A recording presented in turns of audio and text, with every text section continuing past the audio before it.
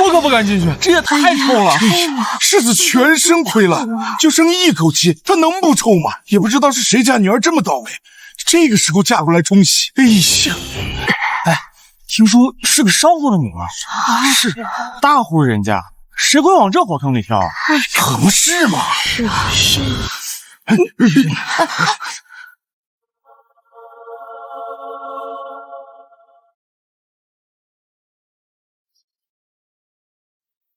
少夫人，世子在里面，要不您还是自己进去吧。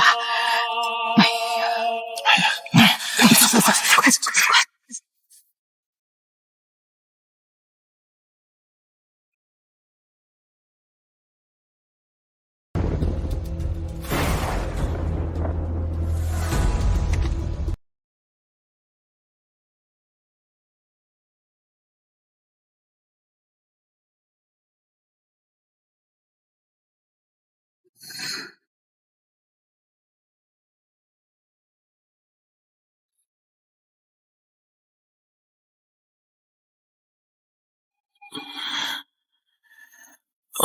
圆圆，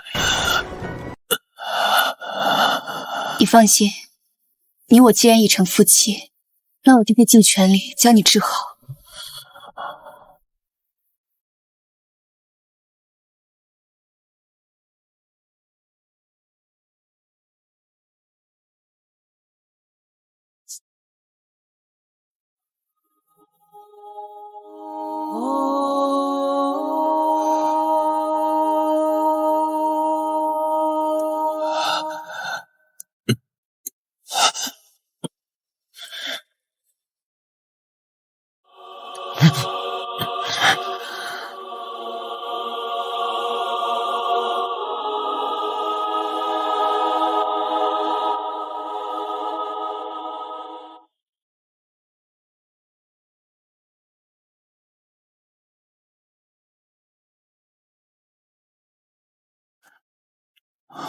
圆圆，没有你，就没有我的今天。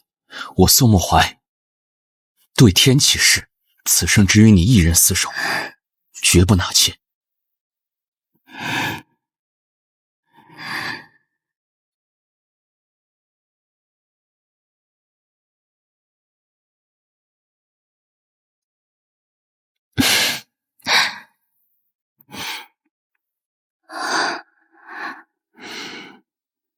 圆圆，我与双娥从小青梅竹马，昨日她见了我，哭得眼都肿了。她说，她是一定要嫁给我的。我记得冷小姐早已与汝南王定亲，她又为何一定要嫁给你？这点你不用担心，我已背弃与汝南王的亲事，在我心里，只有穆怀哥才是唯一。上一世我嫁给位高权重的汝南王，没成想5年之后他因病去世。之后，汝南王府被抄家，我受牵连惨死在流放途中。而我死的那天，正是宋慕怀登基为帝的日子。想不到这个小小的宋慕怀，竟是一世在民间的皇子。江元燕，上一世你命好，让你白捡了一个皇后，这一世皇后之位一定是我的。冷小姐贵为宰府千金，为何甘心做妾？妾？你是商户之女，我是丞相千金。论出身，你在我之下；论地位，连穆怀哥见了我爹都要恭敬施礼。你觉得我会居你之下？圆圆，我已经答应双娥了，入门之后，她为妻，你为妾。你要贬妻为妾？圆圆，你放心好了，就算做妾，你也是贵妾。整个安定伯府，你只居于双娥之下。宋慕怀，1年前你突发怪病，全身长满痤疮，性命危在旦夕。是大师算出你需冲喜，才求我嫁入安定伯府。自我入府以后，每日伺候在你床侧，为你针灸药膳。待你康复后，你握着我的手，承诺一生一世一双人。可如今，你竟要另娶他人，还要贬我为妾。圆圆，当时我大病初愈，心里对你的只有感激，所以才会口不择言。口不择言。江氏，你是商户之女，为妾已是高攀，你凭什么觉得自己有资格做穆怀哥的正妻？为妾也是高攀？宋慕怀，你也是这么想的吗？圆圆，双娥是个知书达理的人，她已经答应过我，入门之后绝对不会为难于你，只要你像服侍我一样服侍于他，纵使被贬为妾，这安定伯府的荣华富贵也不会差你分毫。你觉得我是贪图荣华富贵才驾驭你的吗？我江家虽为商户，却并不愁吃喝。若是贪图荣华富贵，我又何必驾驭你？云燕，你需要说这些胡话。安定伯府在京城虽是二流权贵，但也不是你一介商户之女可以相提并论的。夫君恐是忘了，若没有我这个商户之女，恐怕你1年前就已经见了阎王。江月燕，你说这话，莫不是想要携恩图报？世子误会了。既然你这么看不上商户，那不如我们就此和离，自此一别两宽。你说什么？我甘愿自请下榻，腾出位置，让你迎娶丞相千金。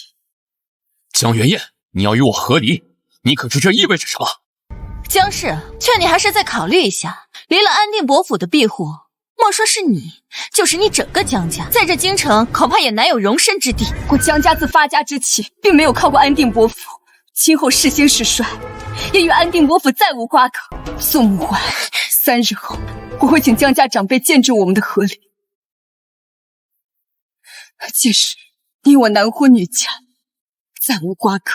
江月燕，我安定伯府从来没有和离的先例，你想要和离，这绝不可能。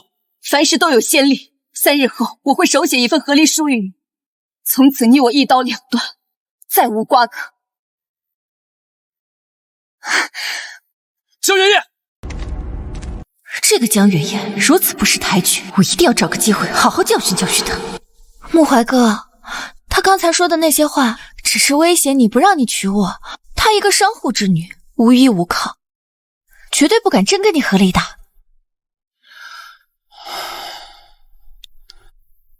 哼，什么东西？过河拆桥有没有拆这么快的？要不是小姐救他性命，他现在还瘫在床上不能自理呢。就是，记得我们刚来时，整个安定伯府到处都是债主，若不是小姐用嫁妆补贴府上，他们伯府能有今天的风光？一旦得势，就忘了小姐的恩情。奴婢这下总算看清了人性的无耻。小姐，那我们现在该怎么办？安定伯府如今的一切都是我给的，既然他们不好好珍惜，那我就准备离开安定伯府，回到江家，重开济世堂。重开济世堂？那岂不是意味着当年那个能够起死回生的燕神医就要重回江湖了？小姐威武！想当初，小姐以燕神医之名问诊济世堂，多少名流权贵全都对你顶礼膜拜，那是何等的风光！不比在安定伯府出力不讨好，还要被宋穆怀这个白眼狼辜负的强。刘芳，你现在回府收拾东西，一旦和离成功，属于我们的全部带走，属于伯府的一个不拿。是。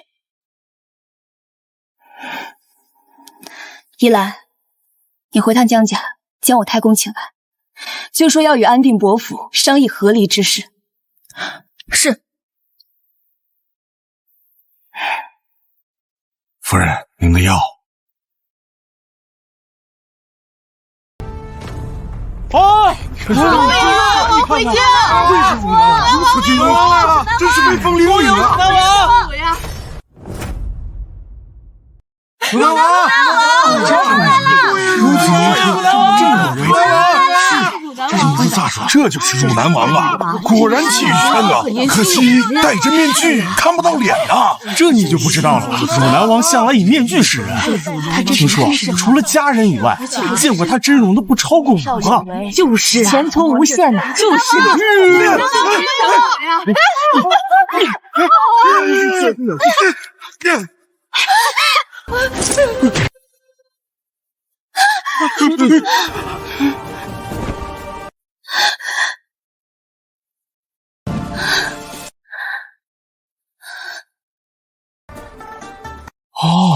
不愧是汝南王啊！这都能将人救下来，真是身手，好一个英雄救美。多谢王爷相救。王爷，于闹市刑拘，最好能牵马而行，以免冲撞了百姓。年少有为，就是啊，前途无限呐，就是啊。全部下马，步行进宫。是。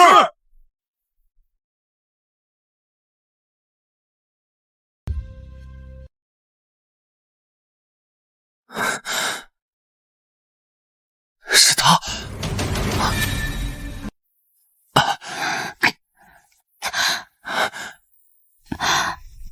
胸口有一处刀伤，我需要帮你把衣服解开，才能包扎。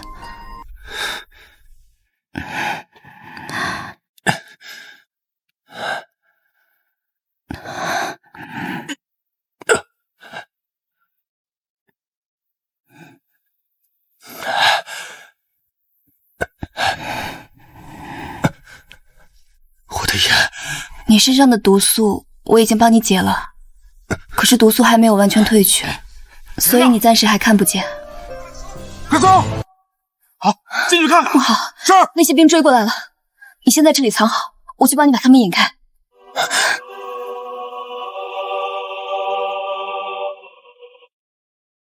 马上去给我查清刚才那个女人的身份。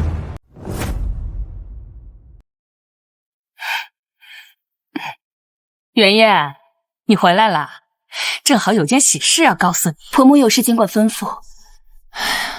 圆圆，前几日我与你父亲去了云台寺，合了穆怀和双娥的八字。大师说了，等他们成婚，将来必定会光大咱们安定伯府门楣。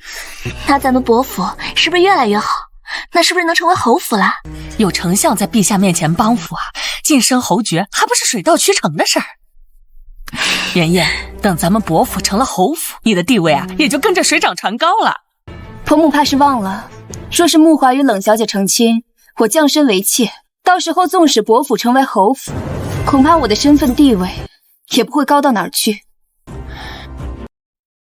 啊，对了，穆怀能醒过来，全靠冲喜的功劳吧？若是他与别人成亲，就不担心冲喜一事不灵了。嫂子，你说不灵是什么意思？我嫁给穆怀，他才能活过来。若他另娶，必毁您命。江氏，我看你是反了天了，竟敢咒我儿子！并非我诅咒他，而是事实如此。火哥能好呢，完全是他福大命大，跟你有什么关系？你与其说这话吓唬我们呢，不如多拿些珠宝首饰出来，讨娘与我的欢心。说不定呢，看到这些珠宝首饰，我们还能待你如从前。你若是不相信我就算了，到时候可别来求我就好。好了，圆圆，穆怀的病能好得这么快，确实有你一份功劳。娘也知道你心里有委屈，娘答应你，就算双娥日后进门了，这伯府的管家权仍然交给你。什么管家权？不过是想让小姐借着用嫁妆补贴伯府罢了。放肆！主人说话，一个下人也敢插嘴。婆母，刘芳只不过是说了一句实话而已，婆母又何必动怒呢？婆母阿公，我不为妾。若你们执意要娶丞相千金进门，还请先同意我与穆怀和离。哼，拽什么拽？不过一介商女出身，能嫁入伯府，是你几辈子修来的福气，还敢主动提和离？看来这一年是我们家太给他脸面，纵容的他无法无天，弄不清楚自己的地位。哼，低贱门户的商女，我当初就说过，不应该把她娶进门。娘，都怨你，就不该把管家权交给他。看把他纵的，连我这个小姑子都不放在眼里。要不你把管家权交给我吧？你个小丫头还想管家？这伯府管家一事哪有那么简单？娘偏心，我不跟你说了，我去找祖母去。哎，你，哼，蓝山想要管家权，你把管家权给他便是了。你懂什么？伯府表面看着风光，可实际早就入不敷出。这一年，若不是袁燕用她的嫁妆来贴补家用，我们现在恐怕连饭都吃不上。哎，你就再想想办法看看吧。不行，我们绝对不能放弃这座金山，得想个办法让她甘心为妾才行。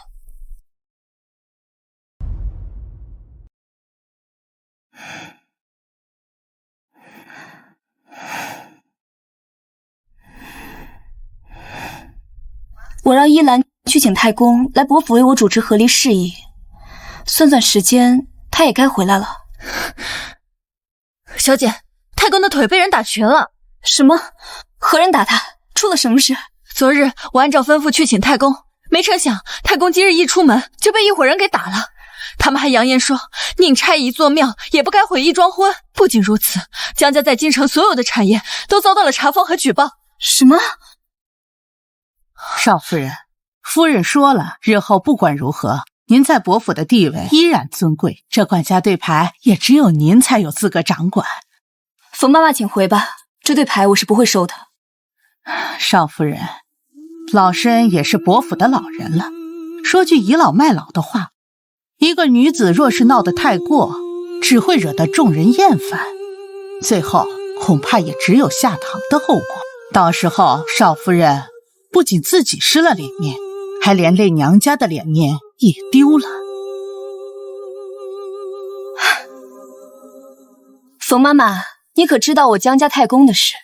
老奴不知。看来冯妈妈是知道了，不然为何我刚刚一提江家太公，您都不问所谓何事，便急着否认呢？少夫人，还是把这对牌收下吧，否则就不只是江老太公莫名其妙丢一条腿了。下个月是老夫人的大寿，夫人吩咐你从您宫中调1万两银子出来，好好操办一番。您就把银子拿出来吧。欺人太甚！你们不仅要贬妻为妾，还要打着宫中的名义要钱，宫中分明一个字都没了。1万两，你们就是想让我们小姐掏银子贴钱，仗势欺人，你们臭不要脸！老身是夫人身边的人，过来就代表夫人的颜面。2位姑娘辱骂老身，就是辱骂夫人，以下犯上。按照伯府规矩，掌嘴20。冯妈妈，这管家对牌我便收下了。这2个丫头毕竟是我房里的丫鬟，便留给我来收拾。那1万两银子呢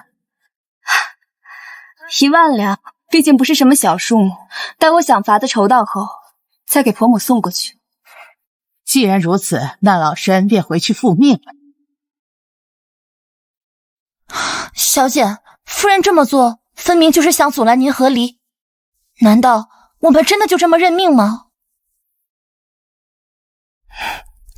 我岂是那么容易认命的人？我已经想到和离的办法了，只要我想走，谁都别想拦着我。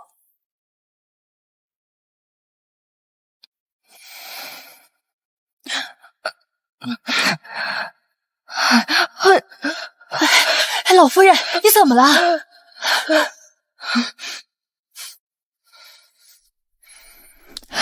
这是何物？哪里来的？老夫人，此乃龟神香，是刚才站在外面有人硬塞给奴婢的。奴婢本不想要，但那个人说这香可解老夫人救急。奴婢刚进来便见老夫人呼吸不上，于是便给老夫人试了试，没想到真的有效。这香确实不错。你知道来人是谁吗？是安定伯府的少夫人江氏。是她？她除了送香还说过什么？什么也没说，人送过来便走了。他既然送这香来，想必是有事相求。你派人去请他过来一趟。是。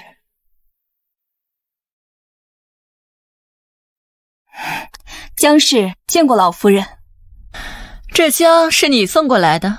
你送这香，莫不是为了丞相千金，非要嫁你夫君之事？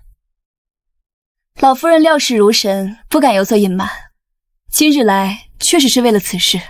你想让我阻止丞相千金嫁进安定伯府？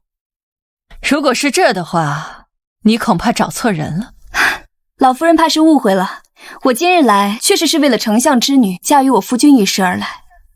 可我并不是想要阻止她嫁进来，而是想让老夫人助我离开安定伯府。你要离开安定伯府？没错，我想要和离，可安定伯府不愿意放人，甚至拿我的娘家人威胁我。可我江家只不过是商贾之户，正所谓民不与官斗，今日求到老夫人面前来，也实属是无奈之举。真是岂有此理！当初你在宋慕怀垂死之际为他冲喜，如今他好不容易活过来，却要贬妻另娶，这也就罢了，竟然还不让你离开。我看这伯府就是平常欺负人惯了，真以为这京城没人治得了他们了？来人，夫人，立刻去把为难江家的人都赶出去，再放话出去，说有敢与江家为难的，就是跟汝南王府作对。是。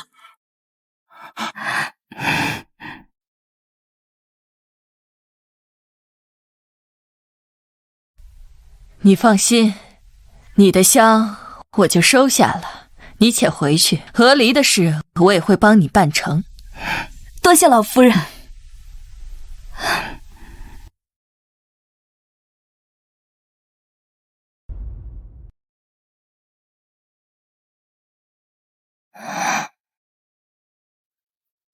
那是我们的世子汝南王，想必是看望老夫人去了。宋少夫人没吓着你吧？我们世子很早便入了战场，杀敌无数，这么多年下来，一般人可经不住他的眼神，就连我偶尔跟他对上，也有些害怕。不过我们世子性子却是极好的，若是哪家姑娘入了他的心呐，那可是享不尽的福气。唉，可惜被冷家那个女人给毁了心，呸，真是个晦气玩意儿。若是老夫人的香用完了，可随时派人来我府中去取。辛苦您传话，这些您拿去买茶喝。多谢宋少夫人。马车备好了吗？好了。宋少夫人，这里离伯府还有些路程，您坐府上的马车离开吧。那就多谢安妈妈了。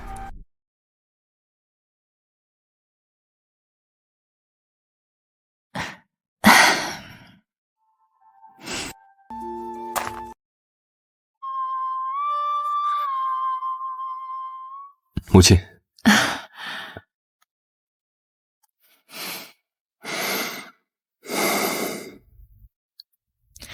你这次驱赶蛮人，将他们打跑了，朝廷必会嘉奖你。不如趁此机会向陛下邀些功赏回来。只不过是攻克了北界的一场小混乱，不值得拿去邀功。你以为我只是为了邀功吗？我是看不惯冷丞相那老狗。林然，冷家千金毁了你的婚事，你难道一点不恼吗？有什么可恼的？她不嫁便不嫁吧。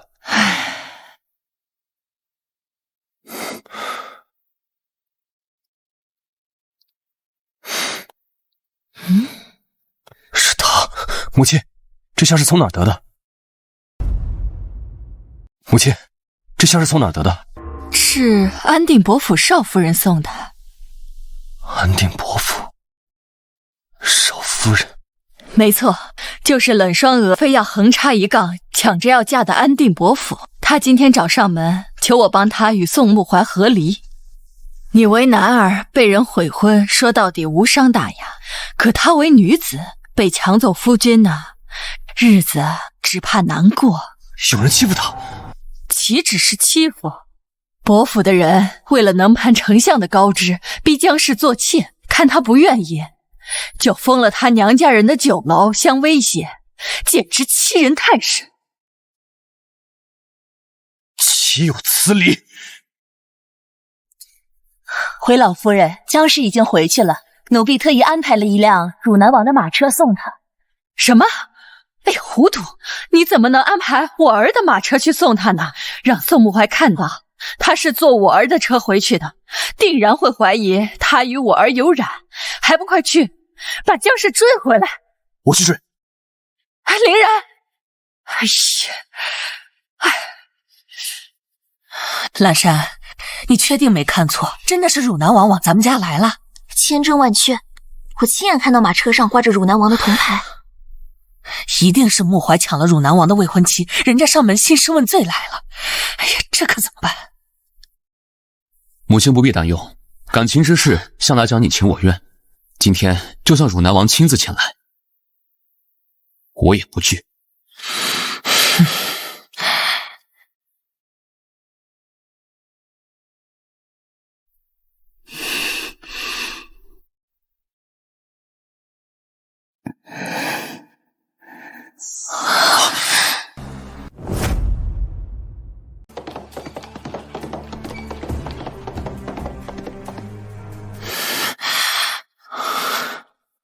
宋少夫人，依照礼仪，汝南王的车驾来安定伯府这儿，安定伯府的人是要出门迎接的，等级森严，该守的礼必须得按着办了呀。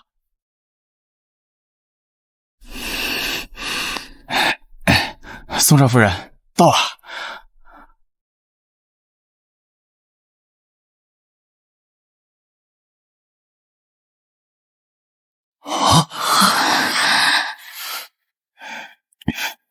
江媛媛，你没有一句要解释的吗？我该解释什么？你成婚妇人，为何坐着汝南王的马车回来？为何汝南王的随从会待你像主子一般？看你这副嘴脸，莫不是吃醋？你别往自己脸上贴金了，我会对你吃醋。那便最好。我累了，先回去休息。等一下，事情还没有弄清楚，你就想走？袁烨，刚才你去哪里了？为什么会坐着汝南王的马车回来？这还用问？自然是得知汝南王班师回朝的消息，跑到汝南王府，试图勾引汝南王。嫂子，我知道我哥将你贬为妾的事情对你伤害很大，但你也不能做出这般有伤妇德的事情来。好啊，我说为什么你一听到穆怀要贬你为妾，就迫不及待的要闹着和离？原来是早有二心了。江媛媛，他们说的可都是真的。江媛媛，他们说的可都是真的。我虽然嫁入伯府才1年，但这1年多，我全心全力的侍奉全家。原来你们竟然这么看我！嫂子作为安定伯府的妻室，又拿着管家的对牌，身后全家不是分内之事吗？这也好意思说出来？没错，你若非与汝南王有私情，以他的身份地位，怎么会安排马车送你回来呢？这辆车不是汝南王为我家小姐安排的，是汝南王的母亲为我们家小姐安排的。他不仅让人送我们回来，还答应要为我家小姐主持和离。啊！这京城谁不知道温老夫人深居简出，不爱交情，就连这京城达官贵家的女眷都无缘与她认识。就凭你一个商户之女，还妄想骗我说你与她认识？就是，还说什么和离？我看就是你想要脱罪的借口。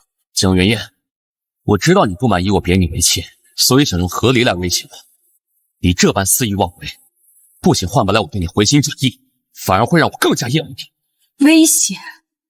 宋世子未免也太自以为是了。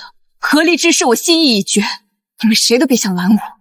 江媛媛，你是个商户之女，身份地位本就没法和丞相千金相提并论，现在居于他之下，不是理所应当的吗？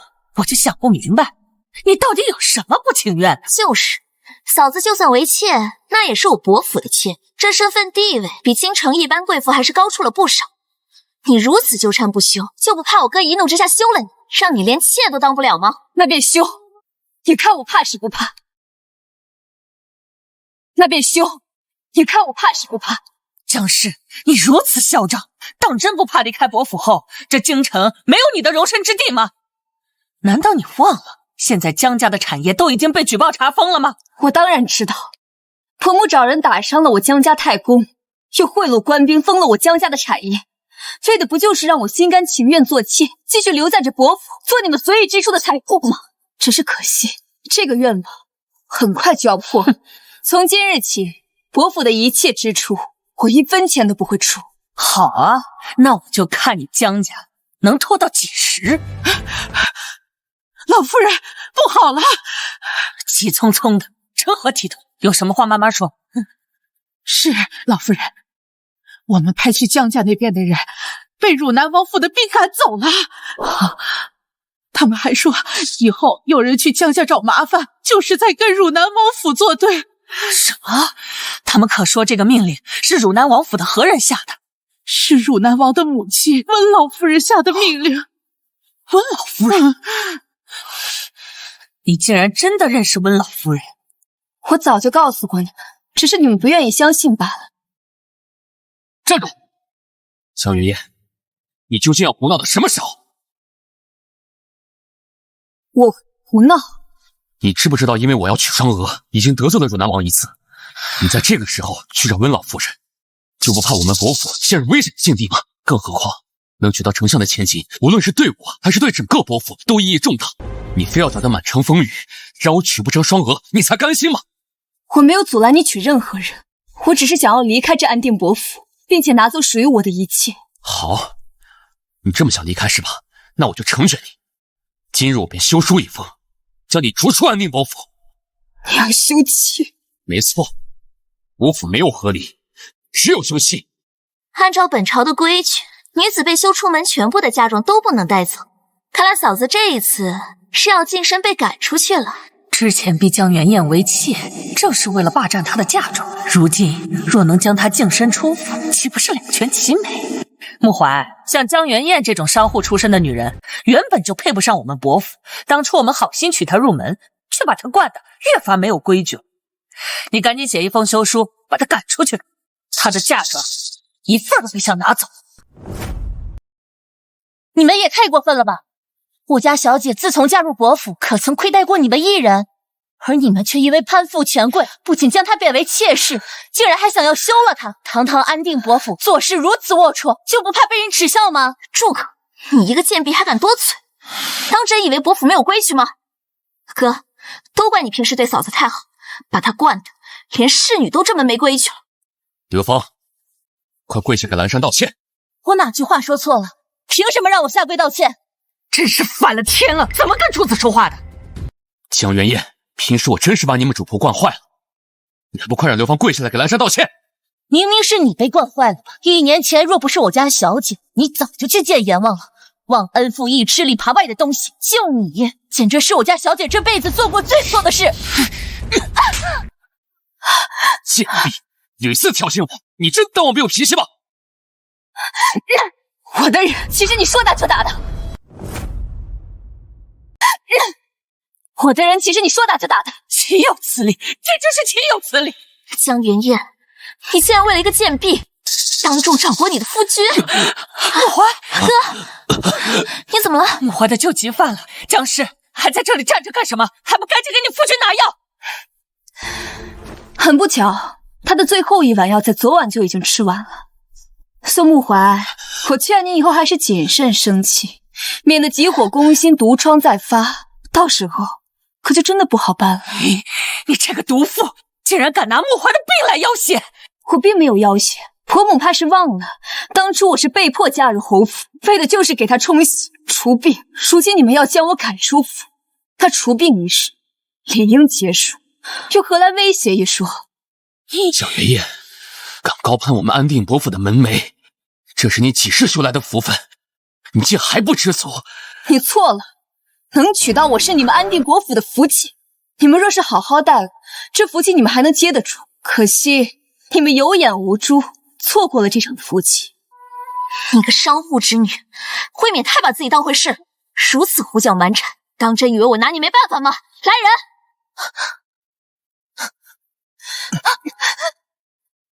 干什么？放开我！将这主仆2人给我拖出去，关进地牢。在7日后，我哥的休书通过了官府的印章，再将他们扔出伯府。是。地牢阴暗潮湿，还有毒蛇出没，被关进去的人通常活不过3天。江元燕，饶你有通天的本事，这次也死定了！住手！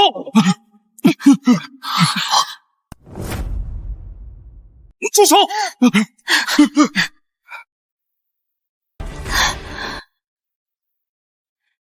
是你？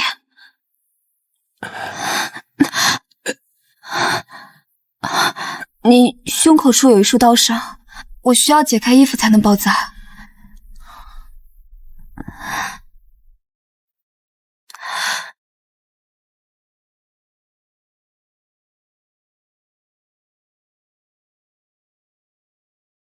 你们是什么人？这里是安定伯府，敢在这儿闹事，就不怕死吗？光天化日之下纵奴行凶，不怕死的是你们吧？这位官爷怕是误会了，这2位都是本府的家眷，我们刚才只是想把他们带回府上安置，并没有什么纵奴行凶的事。安置？我记得婆母，你刚才可不是这么说的。刚才明明有人扬言要把我们抓进地牢，活活关死。他说的可是真的？就算是真的，那又怎样？他们主仆2人，一个不守妇道，私会外人，一个尊卑不分，顶撞家主。我们堂堂安定伯府，还没有权利惩治他们了吗？你一个臭当兵的，顶多是个寻城的小吏。我们伯府的家事你也敢管？我看你是不怕引火烧身呢？引火烧身，本王倒想看看是什么火能烧到本王身上。这个人自称为王，莫非他是汝南王？不可能，汝南王千金之躯，怎么会来这种地方？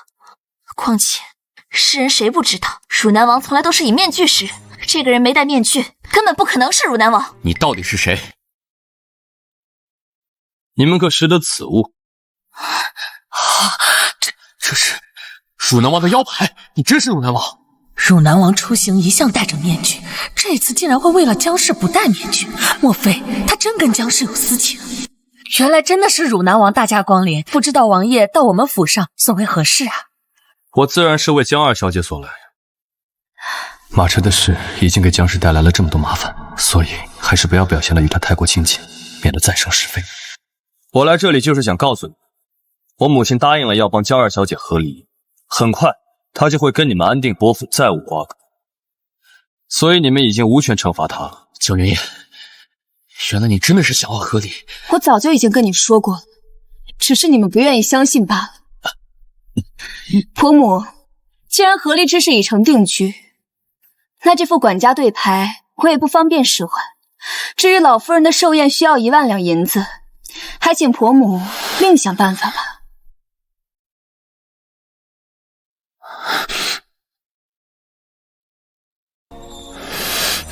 王爷，府内还有我进门时的嫁妆若干，能否劳烦你派人将其送回姜家？去帮姜小姐搬东西。是。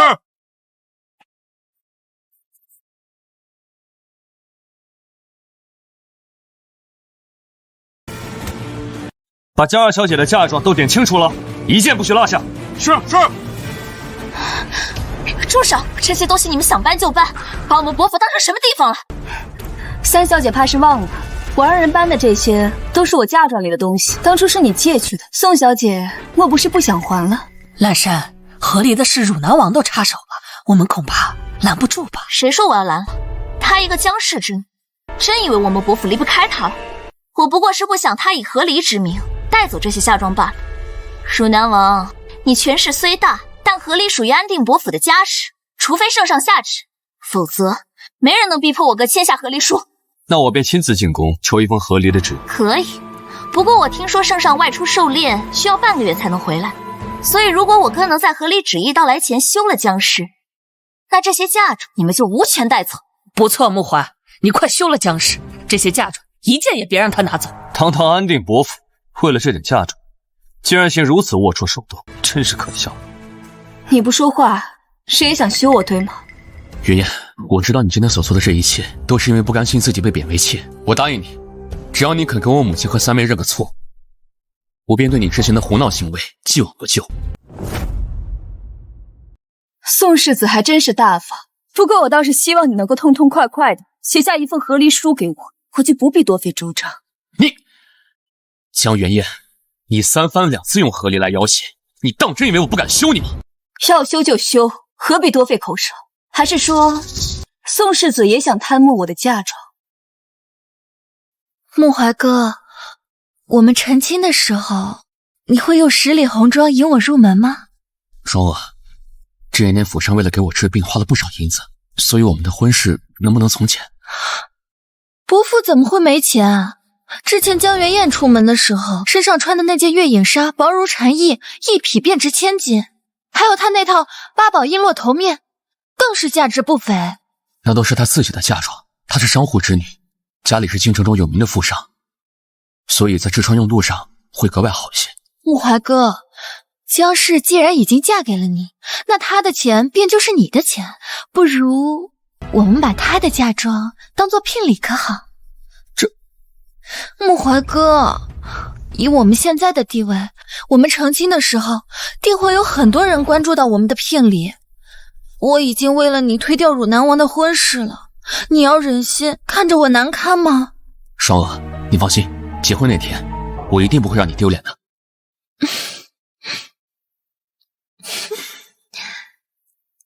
我说过，伯府没有和离，只有休妻，所以这些嫁妆你拿不走。好，宋慕怀，我果然没有看错你。不过我自嫁入伯府并没有什么过错，请问世子是想要以什么理由休我？你与我结婚1年，未有子嗣，又嫉妒我迎娶丞相千金，此2条为七书中的无子和嫉妒，所以理应当休。虽嫁入伯府1年，但这1年中，因为你的病情一直未曾与你圆房，没有子嗣不是很正常吗？至于嫉妒，欲加之罪，何患无辞？要休便休，就当我这1年付出为了够。江二小姐，这么多的嫁妆，留给他们不是太可惜了吗？如果你点头，不光这些嫁妆，就连你我也可以安全的送回江家。汝南王，你虽贵为异姓王，但和离之事乃我伯府家事，你无权干涉。我若非要干涉，王爷要是非要干涉，我自然无话可说。只不过堂堂汝南王对我们伯府之妻如此上心，这事儿若是传出去，免不了遭世人猜忌。你觉得我会怕人猜忌吗？王爷不怕，那江氏呢？也不怕吗？目前江氏还未与宋慕怀和离，名义上还是伯父主母。我只顾与宋家人斗气，倒怕这件事忘了。汝南王，我知道您是一番好意，但目前我还是伯府主母，不便离开伯府。那就等半个月之后，我替江二小姐求来和离旨意之后，再护送你回江家。若这些日子我再听说安定伯府胆敢无故休妻，定会在皇上面前参他们一个仗势欺人。多谢汝南王。来人，将江二小姐的嫁妆全部封存起来，打包带走。没有我的命，谁也不准轻举妄动。是。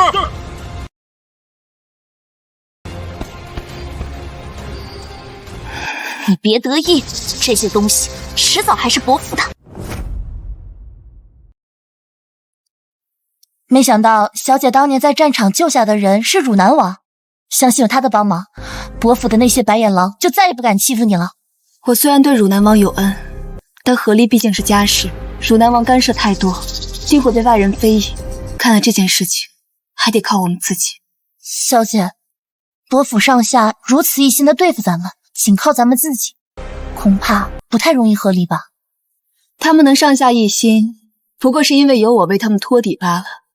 若是没有我，你看他们还会这么做吗？对了，依兰，我已经将府上的管家对牌交了出去，府上的账目从此以后跟我们再无关系，你记得把账本交还给管家。是，小姐。等一下，你记得把账本交出去之前，记得把那份暗账再抄一份给我。明白，小姐，我马上去办。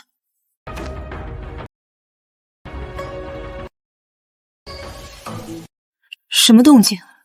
怎么这么吵？8成是伯府二公子回来了，听说他这次跟随汝南王出征，可立下了一些功劳呢。不过二公子之前在京城可是出了名的纨绔，他能立功，奴婢是不太相信的。确实可以。刘芳，你去随军的军医那里问一下，宋慕清这次的军功到底是怎么来的？是。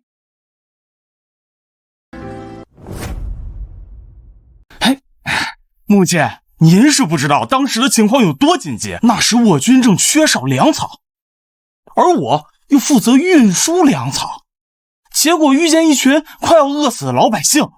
没想到，他们竟然是敌方的细作，竟然是计划过来烧我们粮草的。好在我呀火眼金睛，一下子便识破了他们的诡计，我们的粮草啊才得以保存。我们家木青啊，就是个好儿郎，这次正好回来，可以喝上你大哥的一杯喜酒。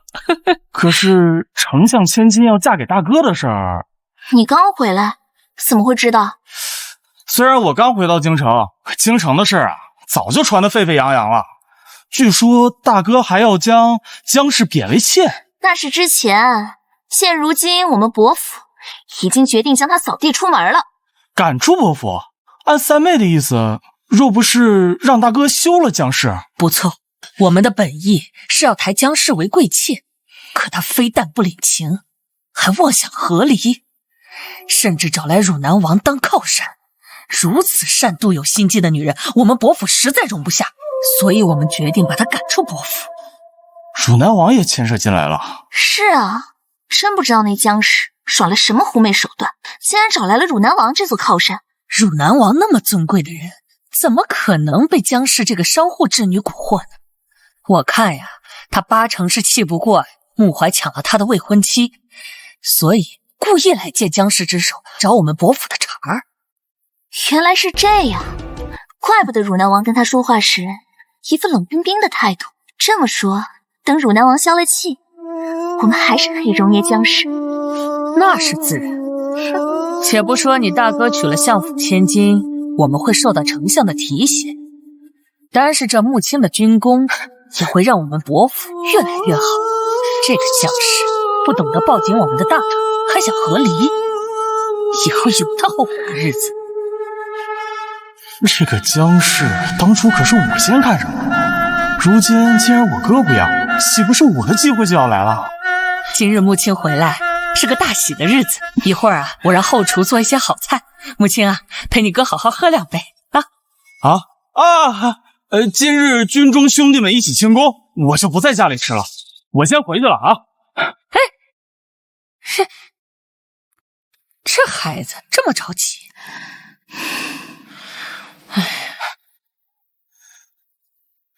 嫂子，你怎么来了？嫂子，我想跟您说几句话。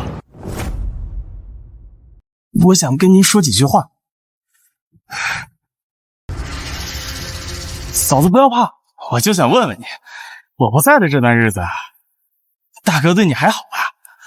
你到底想说什么？嫂子，大哥要贬你为妾，还要休你的事我都知道了。我觉得这事太委屈你了，我可不想嫂子受委屈。所以，若是嫂子愿意，不如跟了我。你大哥之前以正妻之名娶的我，就算贬妻为妾，却也承诺是贵妾。不知你又能给我什么？大哥那身子点儿，你跟着他当个贵妾能享什么福啊？不如跟了我，日后等我飞黄腾达，保你一生荣华富贵。哦，那是要给我正妻是吗？这若是母亲答应，我能得到嫂嫂这样的佳人，娶你为正妻，也不是不可。可母亲不会答应。不答应又何妨？你做她的贵妾，还不如做我的贵妾。渊烟，你若有意，今日我们就成了这件美事儿。你敢打我？不敬长嫂的畜生！你若是再敢胡说，就不止2巴掌这么简单。你可知我有军功在身？你打我就不怕我告到官府让你坐牢吗？你私闯长嫂住所，调戏长嫂在先，还想报官？好啊，我们现在就去，陪你去官府当庭对质。江媛媛，你别狂，等你被我哥赶出伯府，看我怎么收拾你们江家！哼！小姐，他没伤着你吧？没事，凭他的本事还伤不到我。我只是意外，这个畜生怎么会打主意打到我的头上？小姐，要不然咱们把这件事情告诉姑爷。没用的，苏慕怀现在心思都放在冷霜娥身上，是不会在我这浪费时间的。小姐当初真是瞎了眼，才会嫁给宋慕怀这个白眼狼。不过小姐，今天这件事咱们就这样忍下去吗？忍？在我的字典里就没有忍字。今天这件事，我迟早要和这个畜生算清楚。哎，穆青，你不是去军营庆功了吗？怎么从流云阁里出来了？是啊，二哥，你的脸怎么好像也肿了？我本来是打算回军营的，后来想着许久没回家，就想顺便去嫂子那里请安。可没曾想，我一进去他就扇了我2巴掌。我想嫂子一定是因为我哥的事迁怒于我，我没跟他计较，我就出来了。岂有此理！没想到这个江氏竟蛮横到这般地步。就是，她一个商户之女，竟敢对有军功的二哥动手。这妻二哥能忍，我忍不了。我这就去报官，把他抓回来。三妹别去！三妹别去！这事儿吧，怎么说也是我们伯府的家事。再说，也是大哥委屈了嫂子，闹到官府，恐怕会让外人看了笑话。时间也不早了，我还要回军营，不然真来不及了。母亲，你看，江氏就是看我们家人老实好欺负，所以才会如此肆无忌惮的。真是把他给惯坏了。不过好在7天后我们就会把他赶出去了，到时候汝南王的气也消得差不多了，看我们怎么把他们家拿捏死。哼！贾氏，兰山，我听下人说，我今年的寿宴不让江氏主持了。母亲，江氏因为被穆怀贬为妾的事闹脾气，还想和离，我们决定惩罚他一下，所以您今年的寿宴不让他插手了。那也不过是一个商户女子，当年若不是穆怀病重，让她冲喜，她怎么能攀附上我们伯府的大门？如今纵使做穆怀的妾，已经是抬举她了，她还想闹和离，我看八成是想借此要挟。奶奶分析的极是，所以我们才决定将她赶出伯府，让她后悔无门。一个低贱的商户之女，赶了就赶了，只要不影响到我的寿宴就好。奶奶放心，这次的寿宴呢，是我来主持，保证给您办得风风光光的，起码不会比江氏的那次差。你呀，你是我身边3个子孙最孝顺的一个。兰山啊，这次宴会也关系到你的脸面，若是京城中那些贵妇人知道我的寿宴是你办的，若是办得体面，到时候你在京城可就是名声远扬了。祖母放心，兰山这一次一定不会让你失望的。上次江元燕给奶奶办寿宴，场面那么大，一定谈了不少钱，这次也该轮到我捞些油水。小姐，听说明天老太君寿宴由3小姐主持，她还扬言要风风光光的大办一场。不过现在伯府账上1分钱也拿不出，看她这回寿宴怎么办？让你准备的账本准备好了吗？早就准备好了。小姐，我们现在就把这个账本公布出去吗？不急，这个账本是留给别人的。库房没东西，账上没有银子，我堂堂伯府钱呢？三小姐，伯府的账向来如此，早就入不敷出了。少夫人管家事倒还好，如今你接手，只怕……你的意思是我年岁小，就不适合管家了？账上没钱，必然是大嫂拿了不少，我这就去要回来。三小姐，三小姐，嫂子，我记得之前一直是你在管家，现在我问你，账上为何没钱？账上本就没钱。怎么会？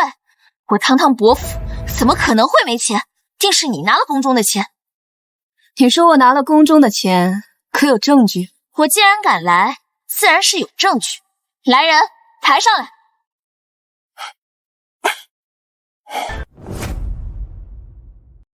你现在可还有话说？我不明白三小姐要我说什么。都这会儿，你觉得装傻还有用吗？我问你，要不是你拿了宫中的钱，这些珠宝首饰，还有墙上那些名贵字画，都是哪来的？这些自然是我的嫁妆。这每一件都在我的嫁妆清单上清清楚楚的记着。三小姐若是不信，可一一进行比对。不可能，这些嫁妆单上的东西价值100万，你一个商户之女，怎么可能有这么多钱？再说，如果你没拿宫中的钱，那为何账上没钱了？三小姐觉得不可能的事还多着呢。这管账呢，是要看账本，而不是凭空猜测。这账本上记录的账也不是1天2天的了。我在嫁入伯府之时，伯府的账上便没钱了。这1年前的账，三小姐应该也看过，还是说三小姐根本就没看过账本？我第一次管账，难免会有些不懂。三小姐既然不懂，那便好好学着就是。不过我之前也有过跟你一样的念头，堂堂一个伯府，账本上为何没有钱？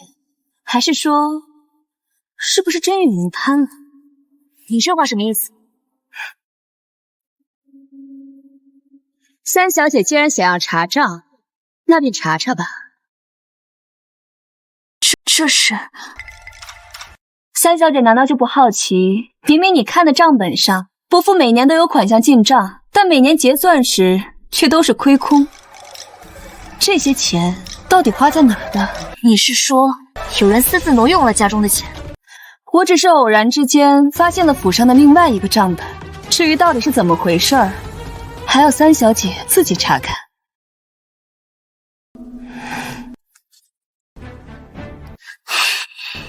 府上这些钱都是被母亲拿走的。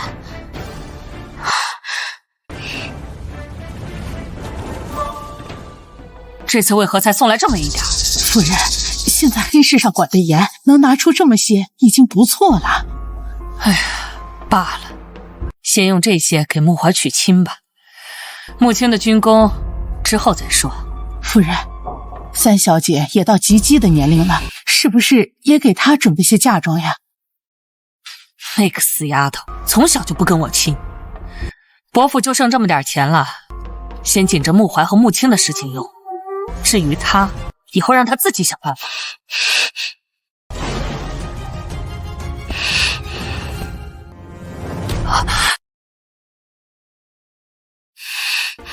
蓝山，你怎么来了？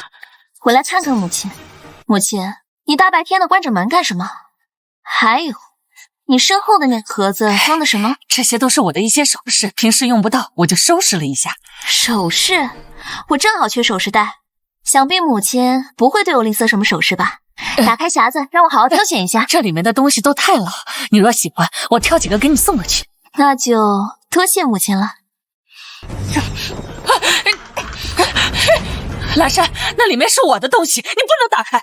既然母亲不愿让我打开，那我就不打开。我把它们交给老太君，让老太君决定到底要不要打开。你要气死我呀！说，这些钱到底是怎么回事？母亲，儿媳也是有苦衷的。你当然有苦衷了，你把持着整个家里的钱财，这银子你说给谁就给谁，整日在我面前叫苦哭穷。原来你藏了私房。蓝山，这些钱你拿去办寿宴，办完了，这钱剩下的都归你了。谢谢祖母，我一定将您这次的寿宴办得风风光光的。放这儿吧。这边。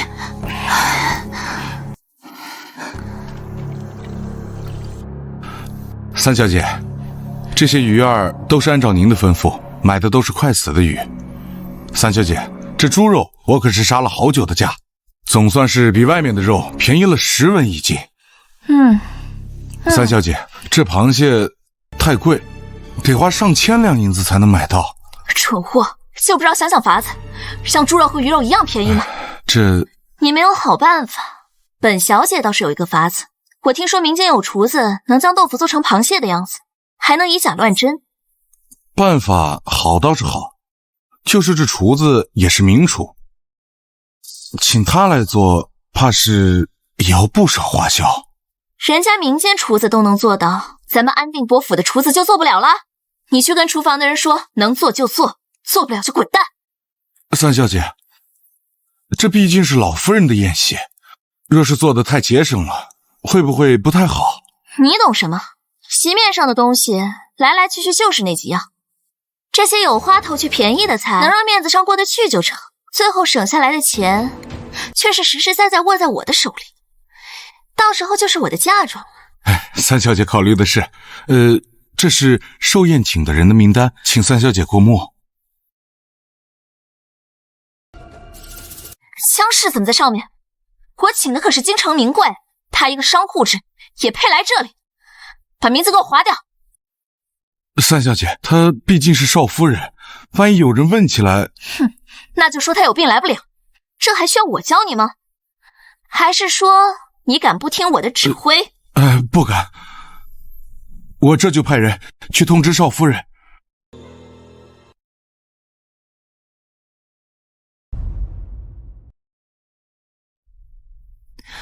小姐，刚才管家派人来说，明天老太君的寿宴不让您参加了。哦，知道了。真是用人朝前，不用人朝后。咱们不去便不去，谁还稀罕不成？不过小姐，听说三小姐办寿宴吃回扣吃得很厉害，堂堂安定伯府，席面被她搞成这样，就不怕被人耻笑吗？她爱怎么办怎么办，那是她的事儿，与我们无关。对了，之前让你打听的事情，你打听的怎么样了？搞清楚了，小姐。宋母卿的军功果然有问题，而且还是大问题。天人之美。好，那就趁着这次寿宴，把这件事情捅出去，就当是给宋老太君的寿礼了。恭喜啊！恭喜啊，老夫人，多谢，恭喜啊！里面请。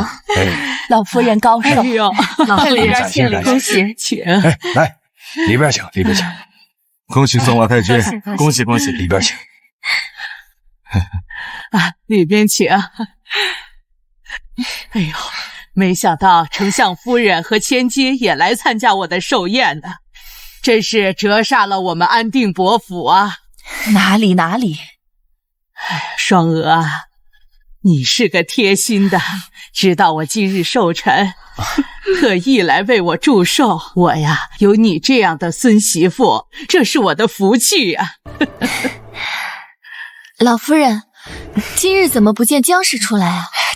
他就是个上不了台面的，正好今日身子不适，我便让他在院子里休息了。快别提他了，来来来，里边请，快快快！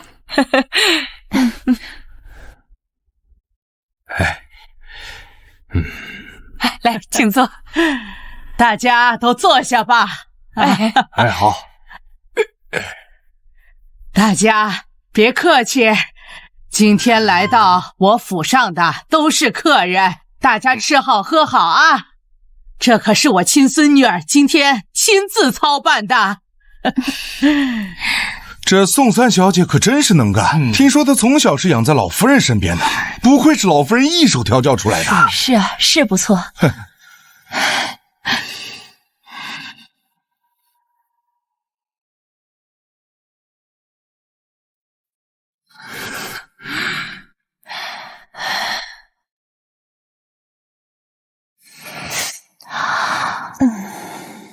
这些是寿宴的菜，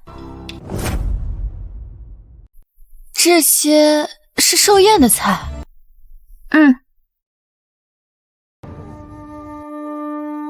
这安定伯府怎么会如此啊？这席面竟然如此上不了台面。是啊，亏得宋老夫人方才说前任宋少夫人上不得台面，我看这宋三小姐比那姜氏更不如。之前我可是见过姜氏的，才貌自没得说，待人接物也落落大方，可不像这席面透着一股小家子气。这菜看着虽然不好看，说不定味道不错呢。双娥，你没事吧？没事。哎，我们也尝尝吧。哎，来，这鱼不新鲜呐，像是死了才下锅的。这蟹黄也有问题。三小姐果然会勤俭持家，怕是这钱都省在席面上了吧？看来这三小姐啊，的确不能跟姜氏比啊，差的不是一星半点儿。怎么能做成这样？这就是安定伯府的待客之道吗？大家平日里吃好的吃惯了，想必三妹也是想让大家尝尝不一样的东西。对对，我家丞相呀，总爱在家说，咱们为官者当体贴百姓之苦。我想蓝山如此，也是为了提醒我们，有锦衣玉食的同时，也别忘记那些贫苦的百姓们。什么体贴百姓之苦？我们随了那么多礼啊！就吃这个席面，还美其名曰体验百姓之苦。这安定伯府真是好算计，舍不得银子还想要面子。我看这伯府啊，以后改叫监商府算了，像什么样子？是啊，你看看这都是什么待客之道？可不，走，放开我！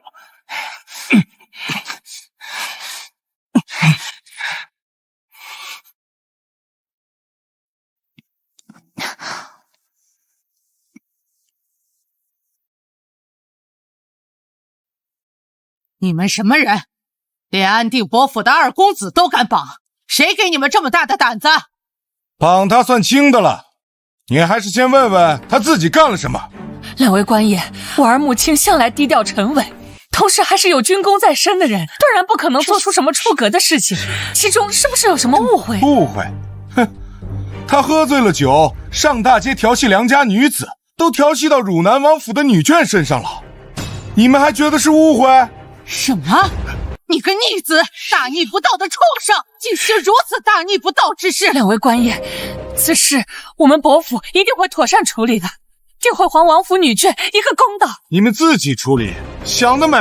汝南王让我们把他带到安定伯府，是要我们在这里对他处以情刑。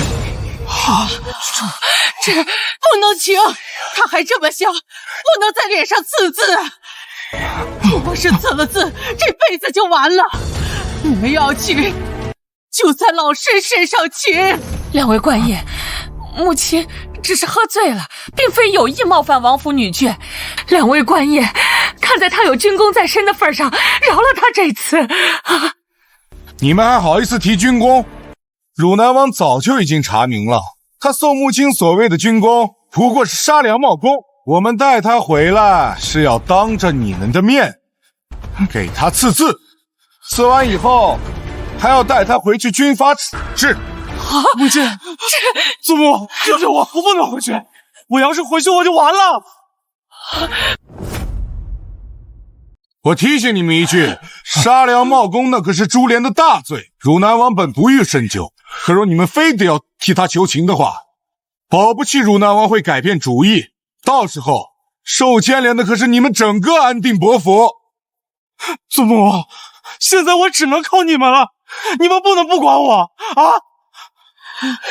住嘴！你大逆不道，不孝子孙！你犯下如此滔天罪行，不仅不知悔改，还想拖我们伯府下水。我们伯府没你这样的不孝子孙。二位官爷，你们就在这里处置他吧。我们伯府以后跟他没有任何瓜葛。不要，祖母！既然老太君都那么说了，动手吧。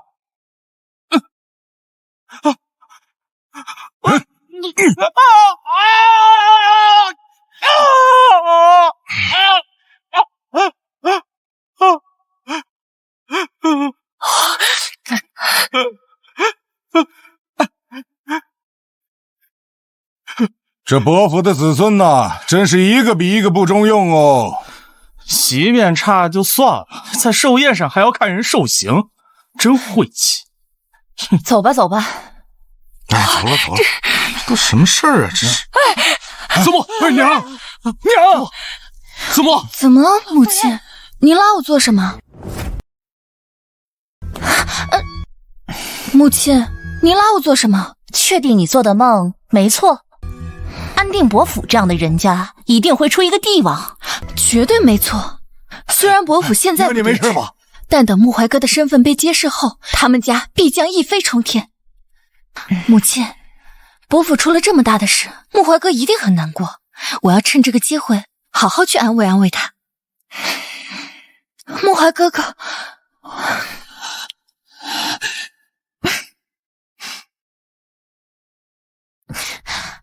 小姐，你是没看到刚才寿宴上的事有多精彩？宋家都会被气疯了。不在院子里好好待着，又去看什么热闹？有热闹为什么不看？谁让他们欺负我家小姐的？活该！小姐，那不是冷霜娥吗？她抢了小姐的夫君，怎么还有脸来这里？娘，今日姜氏都不敢出来了。既然他来了，那便看看他过来有何事吧。刘芳，去上茶吧。小姐，这种人上来应该一大棒子打上去才对。去吧，你一会儿就知道了。哼。双娥，我还是觉得那个宋穆怀没有人君之相。你确定没搞错吗？母亲放心，这件事绝对错不了。只要穆怀哥娶我为妻，我一定是未来的皇后。那个就是江月燕吗？难怪是低贱门户出来的，一点规矩都没有。看到我们来，也不说过来请安。姜氏这院子看着比老夫人的院子还要奢侈，看来她这一年捞了不少好处吧。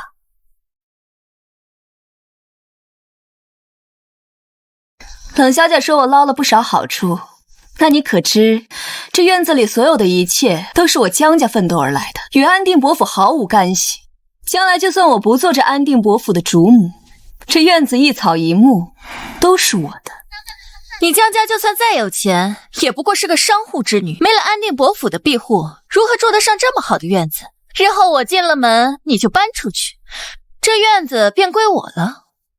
夫君也抢，院子也要。你一个未出阁的姑娘家，敢如此抢别人的东西，难道就不怕有损自己的名声？你觉得是我抢了你的？我与穆怀哥原本就是青梅竹马，要不是你在我们之间横插一杠，该嫁给他的人本来就是我。真是可惜。可惜什么？我原本以为身为丞相的千金，从小就算不是学富五车，也该博闻强识，理应明白在这世间，女子生存本就不易，自己想要的东西就应该靠自己的努力去争取，而不是如强盗一般去强取豪夺别人的东西。不是我抢了你的，而是这一切本来就属于我，你不过是运气好，才得到了安定伯府的一切。是吗？那我问你，当初安定伯府向你提亲时，你为何不嫁？答不上来。冷小姐，你宁毁王府婚事来嫁伯府，你是有何意图？我和穆怀哥是真心相爱的，什么都不图。你们商人天生爱谋利，我跟你不一样。那冷小姐可知，我当初被嫁进来之前，宋穆怀就已经快死了，是我这个商户之女靠冲喜救活了她。若是当初嫁入伯府的人是你，恐怕现在已经守寡了吧？我才不信什么冲喜一事。穆怀哥能活过来，是他福大命大，而你不过是捡了我的漏，让你下堂为妾，已经是对你的仁慈，不要不知好歹。原来人可以不要脸到这种地步。刘芳，拿茶过来。小姐，茶来了。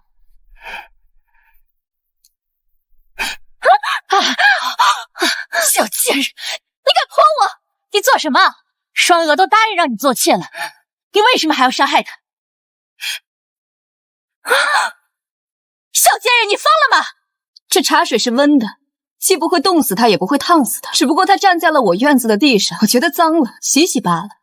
江云燕，你怎么敢这么对我？我娘可是丞相夫人，你敢拿茶杆砸她，你可知这是大不敬之罪？方才我一时手滑，不小心将茶水泼到你脸上了。既然夫人对我怒气冲冲，我一时担惊受怕，将茶盏摔了。就算你们去报官，想必官府老爷念在我一介妇人被人闯入院子之后的害怕心情吧。你不要脸！夫人过奖了，都是跟令千金学的，只不过学艺不精，这不要脸的程度，还是没办法与之媲美。好，江云燕，你给我等着！哼！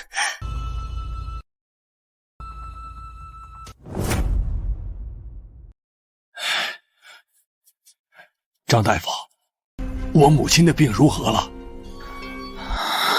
老夫人这是气血攻心，又年事已高，已经无药可医了。各位还是安排后事吧。啊？怎么会？张大夫，你是不是诊错了？我祖母只是气晕过去，又怎么会无药可医呢？对啊，你们若不信我，只管另请高明。老夫先行一步。张大夫，老夫人不可能有事，若她在这个节骨眼上死了，恐怕整个京城的人都会笑话我们安定伯府。难道我不清楚处境吗？穆怀，你说有什么法子？要不去找袁燕问问？对，江家在京城又开药铺又开医铺的，想必认识的能人异士也多，一定有法子救母亲。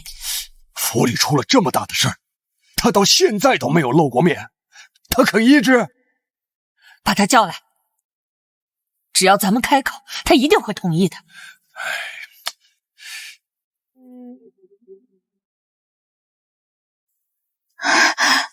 回夫人，少夫人说她生病了，身子不适，所以就不来了。反了他了，还拿桥来了。他不来，那我们去找他。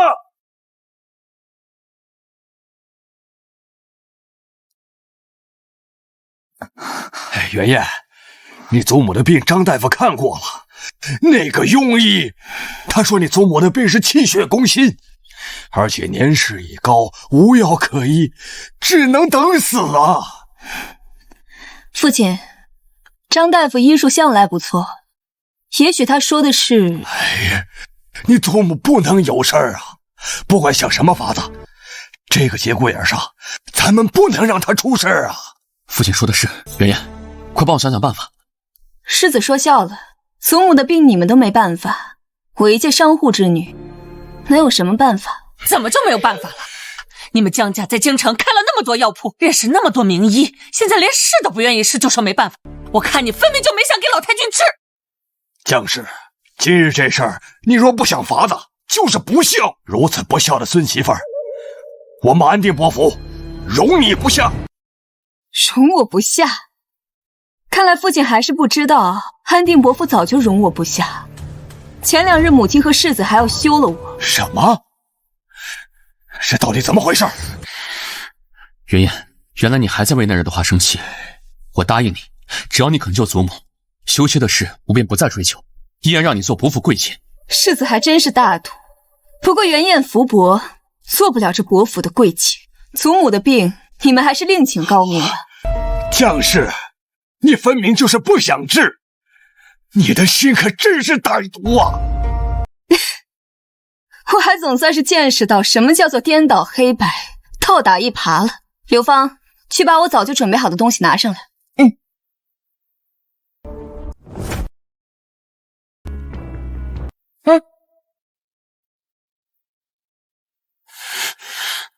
和离书？你竟然给我写和离书？你的命都是我给的，我又为什么不能给你写和离书？笑话！自我朝起，从来只有男人给女人写和离书，哪有女人给男人写过和离书的？我朝法律只规定结缘不和可以和离，并未规定这和离书只有男人可以写。就算这样，那按传统也该是男人来写。你一个女人写的和离书，伯父说什么都不会认的。那我便去官府请求一决，从今往后，我与安定伯府恩断义绝。当然，你们也可以不同意，但是我要提醒你们一下，我既然可以得到汝南王的支持，自然也能够得到宫里的支持。若是你们不想闹得满城风雨，大可以阻止我试试。你江氏，别以为今日你赢了，你祖母一日不行，我们就一日不会放过你。走！哼！裴燕，你早就策划好这一切了是吧？你是不是早就想与我和离了？没错。我不会接受你的和离书，也不会与你一决。总之，待双娥进门后，你只需要做好妾室本分就行。那好，我们就打个赌，7日之内，你一定会求着我和离。刘芳，送客。小伯爷，我家小姐在未成亲之前也是百家求起的好女子，如今遇见了你，刘芳我才知道什么叫做人模狗样。劝你还是快点走吧，别脏了我家小姐的屋子。你，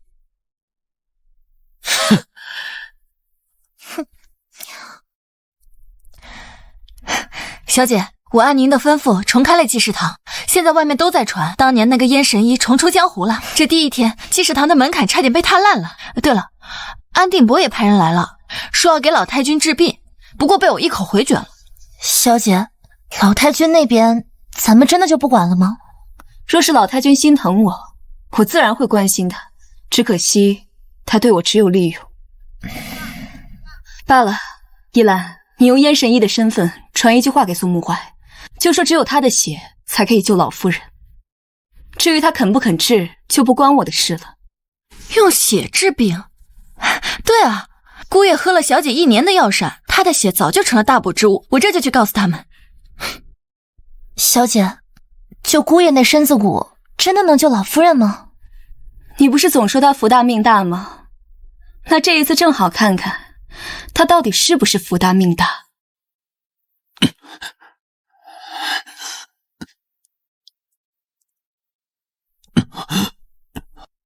快，将这碗血给祖母送去。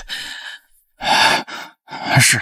哎呀，也不知道神医这个法子到底行不行，这都3日了，再这么放血下去，沐怀他身子遭不住啊。行了，你平时不是总说穆怀福大命大吗？不过就是放点血罢了。他一个男儿，这又算得了什么？你不心疼儿子，我心疼。这可是我怀胎10月生的，你简直不可理喻！我能不心疼儿子吗？爹娘，你们不要再吵了。穆怀，爹，你醒了。穆怀，你看看这都几日了，为了给老夫人喂血，都瘦成什么样子了？现在老夫人还没醒，再这么继续下去，就算把老夫人救活了，你的小命也快没了。哎，瞎说什么呢？我说的本就没有错，哪有用自家孙儿的命换自己的命的？老夫人她都一把年龄了，可穆怀的人生才刚刚开始，况且她以后还要娶丞相千金呢。难道你真想以她的命换老夫人的命啊？穆怀，你听娘的，你从明日开始就不用喂血了，这事娘做主了。可是没有可是，母亲她年事已高，论活年岁也够了。从明日起，我去吩咐管家好好操办老夫人的丧事。我竟不知儿媳妇什么时候可以做婆母的主了。母亲，你醒了。看看你们这个样子啊，好像都在等我死啊！只是可惜我这老太婆的命还挺硬啊。母亲，您说的哪里话？您能醒来，我们实在是太高兴了。对呀，这样一来，咱们安定伯府也不用受人指点，说我们不孝顺了。看你们把我的寿宴搞砸了，还有脸在这说这话？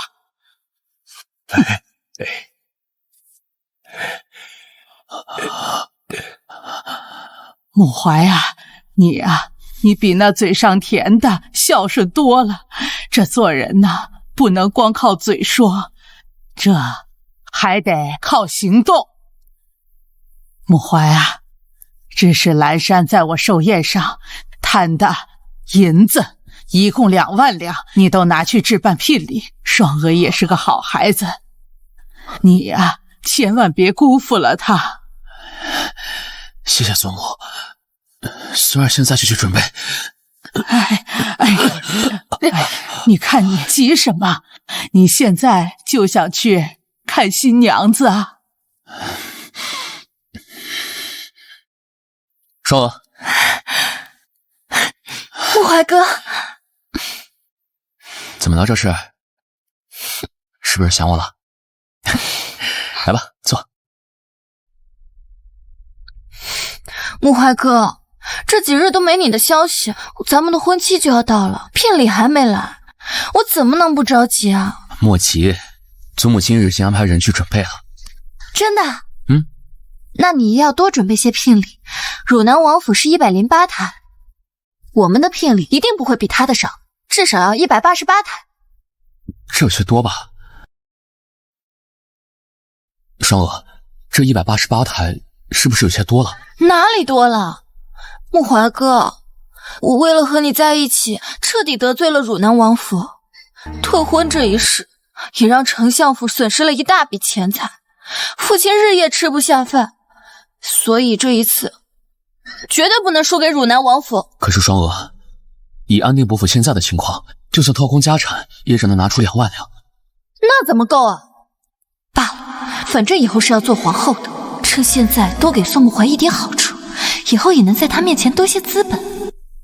穆怀哥，我有一个办法，能轻松解决咱们的聘礼问题。什么办法？3日之后，城外会有水灾，到时候大量灾民涌入城内，粮食会涨价，趁此机会偷偷囤粮，到时候肯定能赚很多钱。3日之后的水灾，你现在怎么会知道？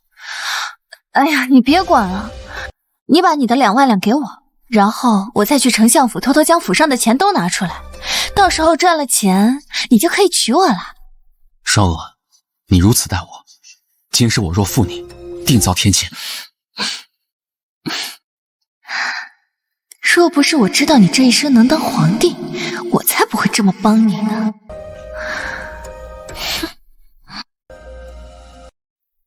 哎呀，你别管了，你把你的2万两给我，我再去丞相府偷偷将府上的钱都拿出来，到时候赚了钱，你就可以娶我了。双娥，你如此待我，我今世若负你，定遭天谴。小姐，你猜的果然没错，这对狗男女真的在这里偷情。小姐，丞相千金说3日后会有水灾，难道他真的未卜先知吗？我也奇怪，她原本可以嫁给汝南王，却非要退婚嫁给苏沐怀，现在又说3天后会有水灾，莫非还是重生者？小姐，重生者？这个世上真的有重生者吗？世界之大，无奇不有。依兰，你以后秘密跟踪冷霜娥，她有任何动静，随时汇报给我。是，小姐。柳芳，你回趟江家，拿江家的钱囤些粮食，若是3天后真有水灾发生，这笔粮食正好用得上。是，小姐，我现在就去。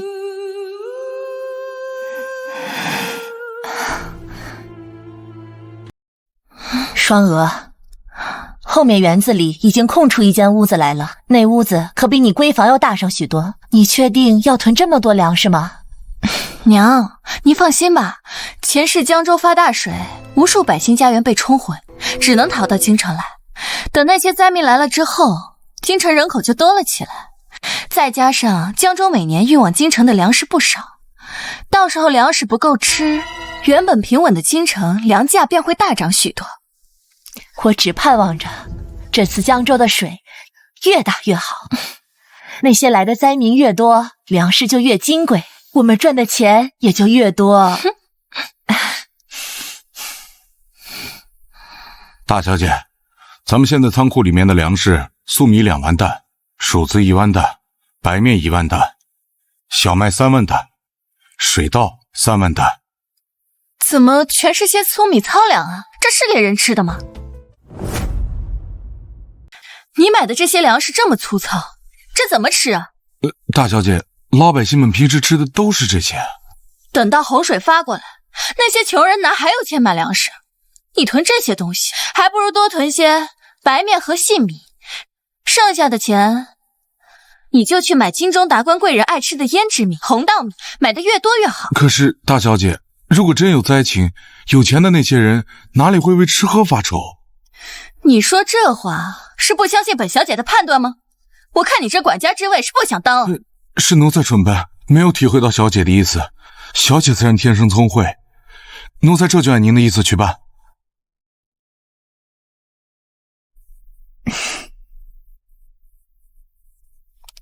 小姐，丞相千金目前正在派人四处在城里买米，不过奇怪的是，他买的只是细米和白面，咱们也跟着买吗？不，他买他的，咱们买自己的，咱们全买糙米。是。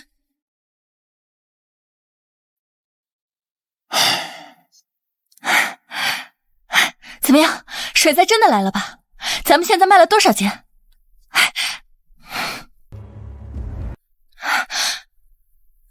怎么才卖了1万担？还是原价卖的？我不是让你涨价吗？这些天江家米铺一直都在低价售卖糙米，而且他们家的米箱卖不完似的源源不断。咱们囤的这些白面精米，原价都卖不出去，更别说涨价卖了。怎么会这样？双娥，你说再这么下去，咱们会不会把钱都赔进去啊？你慌什么？大不了我去跟我爹说一声，老百姓不买，朝廷可以买啊，让朝廷收粮食，也就是我爹一句话的事。咱们的粮食不愁卖。真的？那太好了。倒是那个江家米铺坏了我的好事，我一定找机会好好教训教训他。你想怎么教训他们？哼，大灾之年粮食涨价是共识，他们不涨，其他店铺的老板肯定不满意。那么我们只要一个一个来啊！谢谢，给你的，来一份吧。爷爷，听说你们江家米铺决定不涨价了。咱们都是商人，能遇见这样赚钱的机会可不多呀。张师伯，外面灾民那么多，不知有多少家庭卖儿卖女，相比他们的凄惨，我们江家少赚些又何妨？再说了，只是少赚，又不是不赚。哈哈哈，是指你的善行令人佩服呀。不过你们江家米铺不涨价的事情，已经惹得商会里不少人对你有意见呢。大家今日过来，也正是因为此事。江大丫头，我问你，是不是你下的命令，不让江家米铺涨价？你可知道江家米铺之前在京城就占了一半的生意？你今日这般做，叫我们这些同行怎么活？对，说法必须给个说法。是啊，必须给说法。你必须给个说法。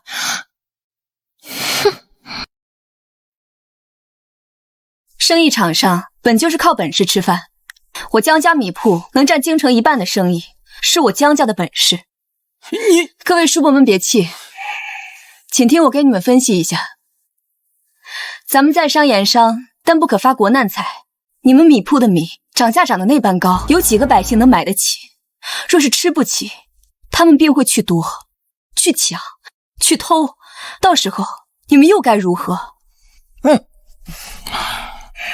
是啊，这也是。生意本就是靠长久之计，若是一昧贪一时便宜，便做不长久。各位叔伯，你们觉得呢？你不想多赚，可是我想多赚。但你不涨价，别人怎么会买我的？李老板若是想卖高价，我江家自然也不会去阻拦。但是还请你想想，以往有灾情的时候，哪次朝廷放任不管的？所以我想，不出几日，朝廷便会开仓放粮。你可以不信我江家，难道你们还不信朝廷吗？我自然信。那便好，粮价关系百姓生计，恶意哄抬高价也不是长久之计。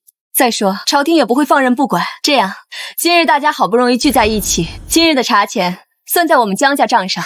如果各位叔伯没有意见的话，那我们便如此说好了。刘芳、依兰，快去招呼各位叔伯喝茶。这边请。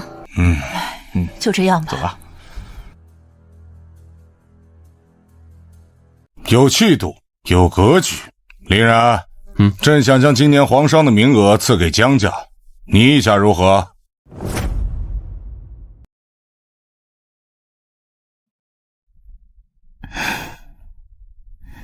原本以为最近因为粮食大涨价，京城会因此有动荡，所以今日特意来街上看看。没想到这江家小丫头几句话，居然帮我解决了这个大麻烦。从小到大，她一直都很厉害。汝南王认得她？她少时随着父亲一同捐赠军粮，所以认得。而且实不相瞒，她也曾救过我一命。哼哼。没想到这个普通的商户之女，竟然与汝南王还有这么深的渊源。好，江家确实不错，那朕就将皇商名额赐给江家，以后军粮、皇粮的采购都由他们代办。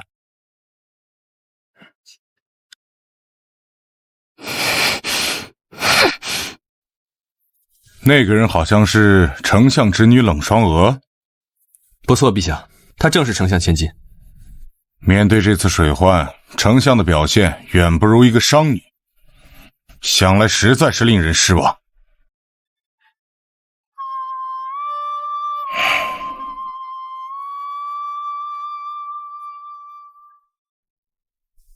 陛下，丞相在宫外等候多时。正好，我也有事要找他，传进来吧。是。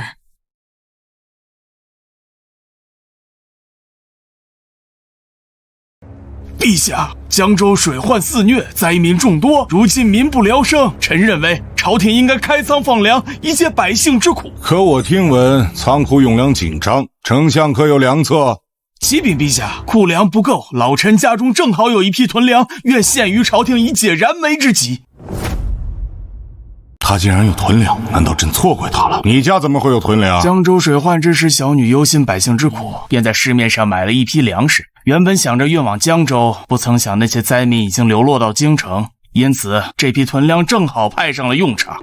丞相教女有方，竟然能体谅百姓之苦，难得。那就让大司农按市场价格去收购吧。传大司农觐见。参见皇上。免礼，平身。谢皇上。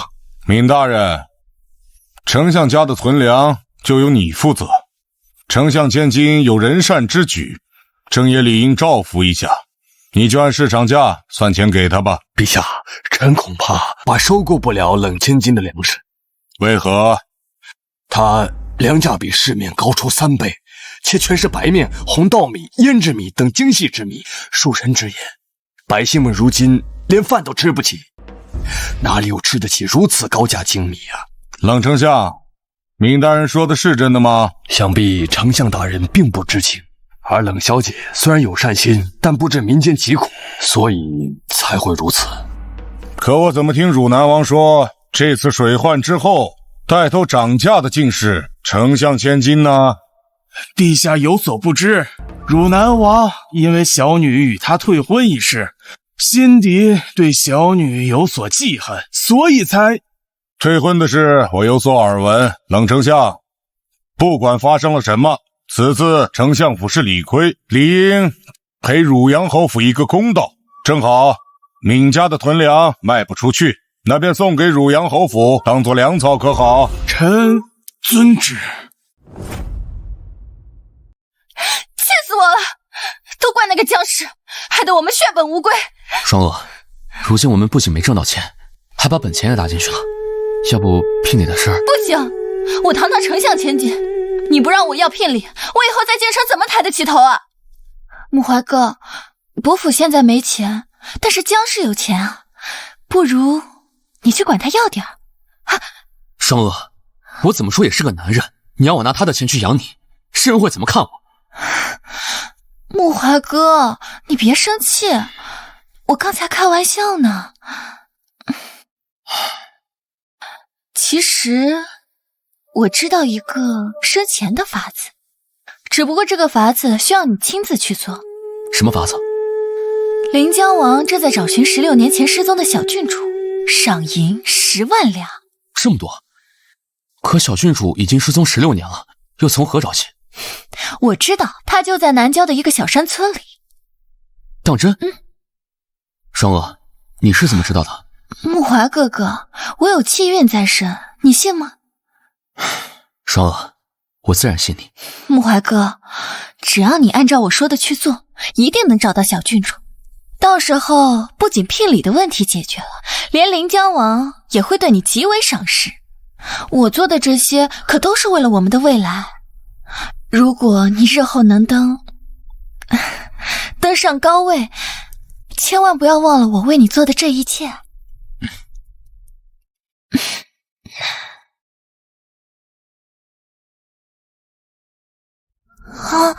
小东西，好的不学，你竟然学人家偷东西！刘邦，放开他！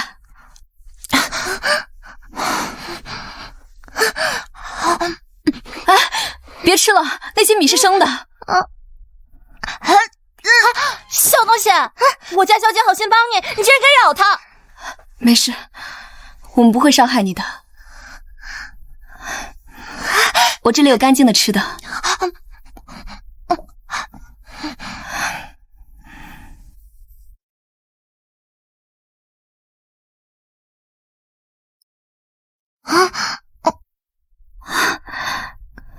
小家伙，别跟着我了，去回你自己的家吧。小姐，丞相千金派姑爷去南郊的桃花村找一个又矮又瘦、身上带痣的小姑娘，还说她就是临江王当年走失的女儿。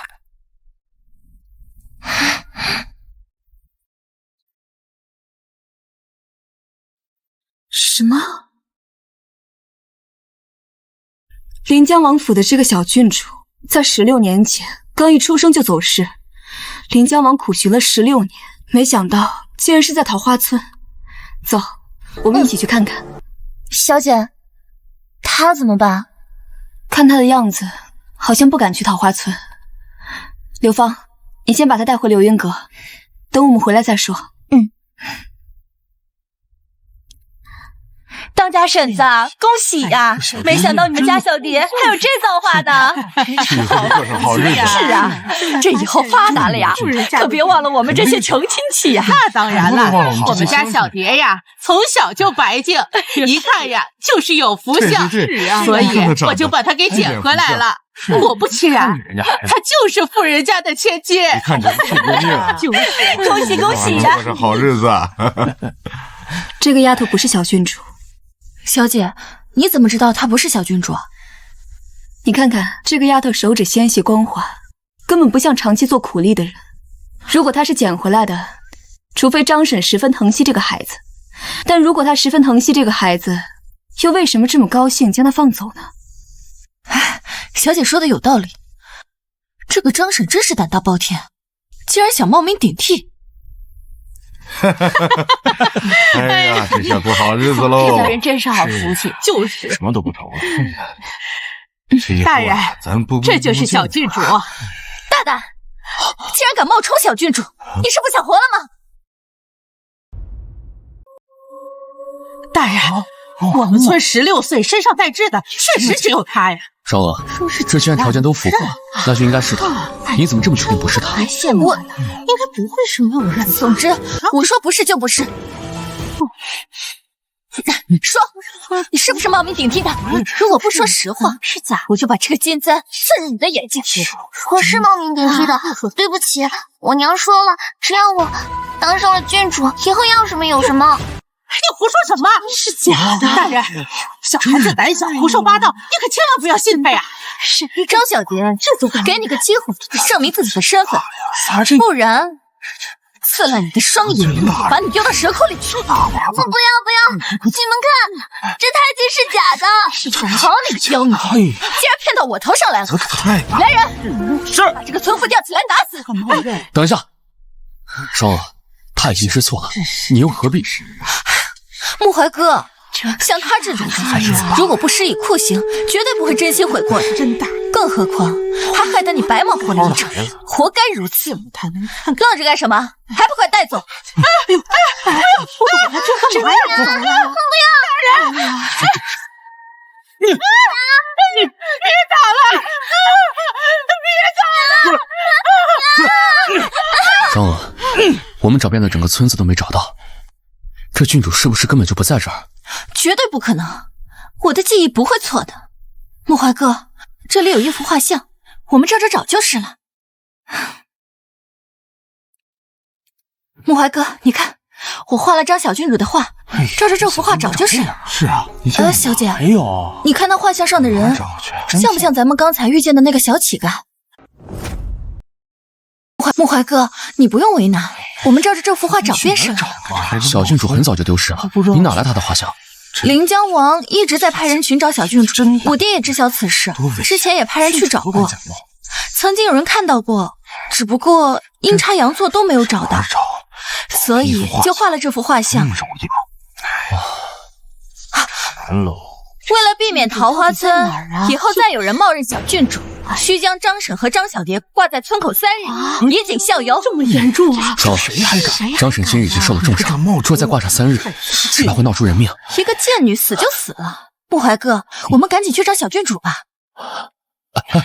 就是的，有多重要可的大人，是真惨。小姐，那我们现在该怎么办？既然小郡主已经找到了，就没必要在这浪费时间。对了，待会找人将张婶母女救下。好。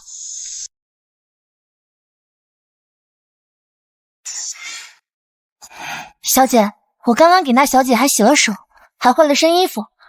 原来她长得这么漂亮呀！哦，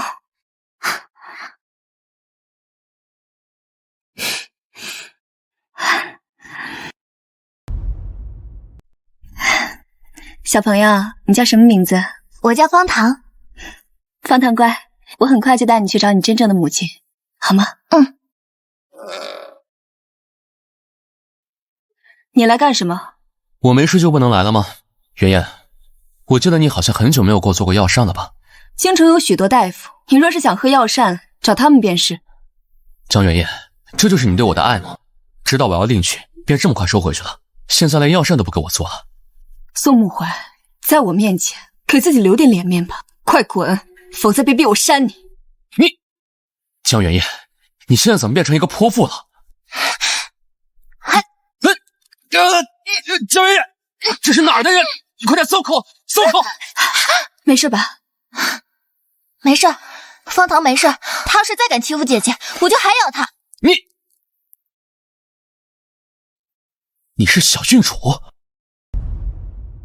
你是小郡主？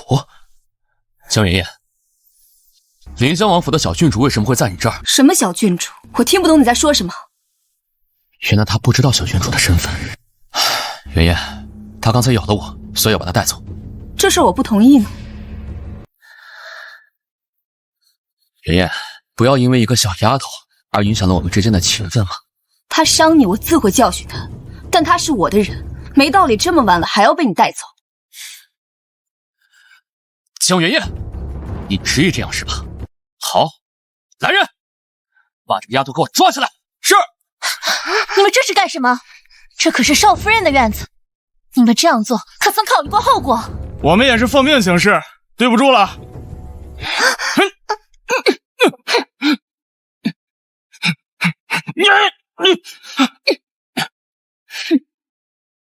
不堪一击，还松吗？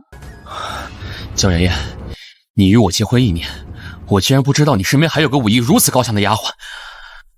你不知道的事情还多着呢，我劝你现在就滚，否则躺在地上的可就不止他们了。你好，我们走。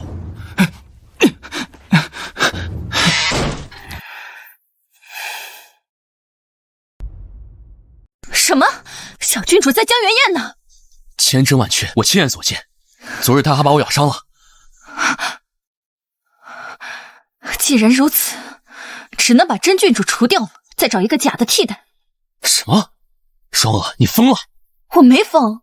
穆怀哥，你想啊，人在江元烨那儿，他还咬了你的手，你还打了他，这梁子是不是已经结下了？就算我们把人抢回来，送到临江王府，他日后肯定也是要为难我们的。不如就趁着江元烨还不知情，小郡主还不知道自己的身份，干脆来个以假乱真。可是如果此事被人发现了怎么办？没有可是，穆怀哥，只有真的死了，假的才能成真。事到如今，只能放手一搏。好，双娥，我听你的。可是此事找谁去办？我知道一个恨江氏入骨的人。到我了，来。三小姐找我，所谓何事？嫂子，新来祖母大病初愈，我想去法华寺为祖母祈福。除我之外，到时候也会有京中几个贵女一起，我想邀请嫂子同我们一起去。既然有京城贵女作陪，那我便不予同去。这可是为祖母祈福，如果你不去，就不怕被说成不孝吗？论起不孝，我哪比得上三小姐你啊？听说法华寺祈福素来灵验，就算你不为祖母，也该去法华寺还愿了。他这么执着的让我跟他一起去，莫非有什么阴谋？当初正是法华寺的这位感通大师算出我去入府冲洗，宋慕怀才能醒过来，我这才加入了伯府。说起来，我确实也该去法华寺见见那位感通大师了。明天什么时候出发？明日卯时，我在马车上恭候嫂子。小姐，您为何要答应三小姐呢？我总觉得她不怀好意。有人想要害你，躲是躲不掉的。正好，我也有事去见见这位感通大师。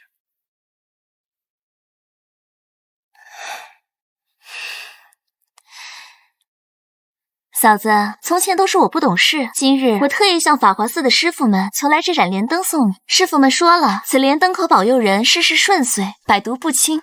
这莲花素来出淤泥而不染，濯清涟而不妖。这莲花灯确实是世俗的好东西。嫂子喜欢就好，嫂子收了这盏灯，就代表嫂子原谅我了。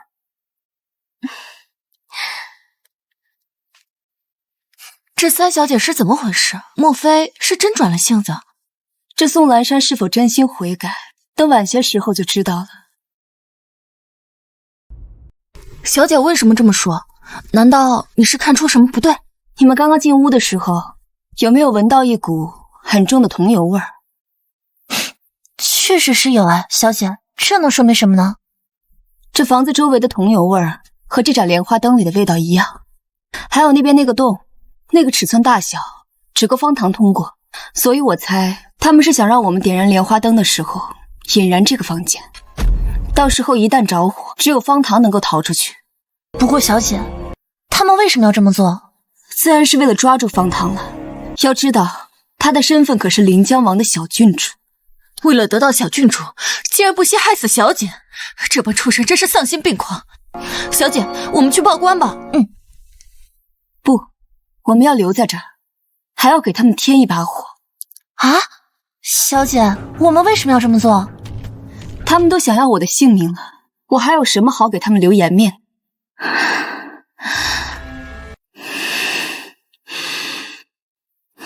不好了！宋少夫人的房间着火了！成功了。父亲，母亲，救救我！我还不想死！怎么是你呀？哎呀！怎么回事？安定国的三小姐也被带走了。听说呀，是火烧寺庙，意图谋杀商皇之女。这件事连皇帝都惊动了。不严啊，这还好呀，有这个丞相说情，才勉强保住了这个安定伯府。但是这个纵火的凶手肯定会被监禁一辈子啊！滚！我呸！呸！什么人呢？这是晦气！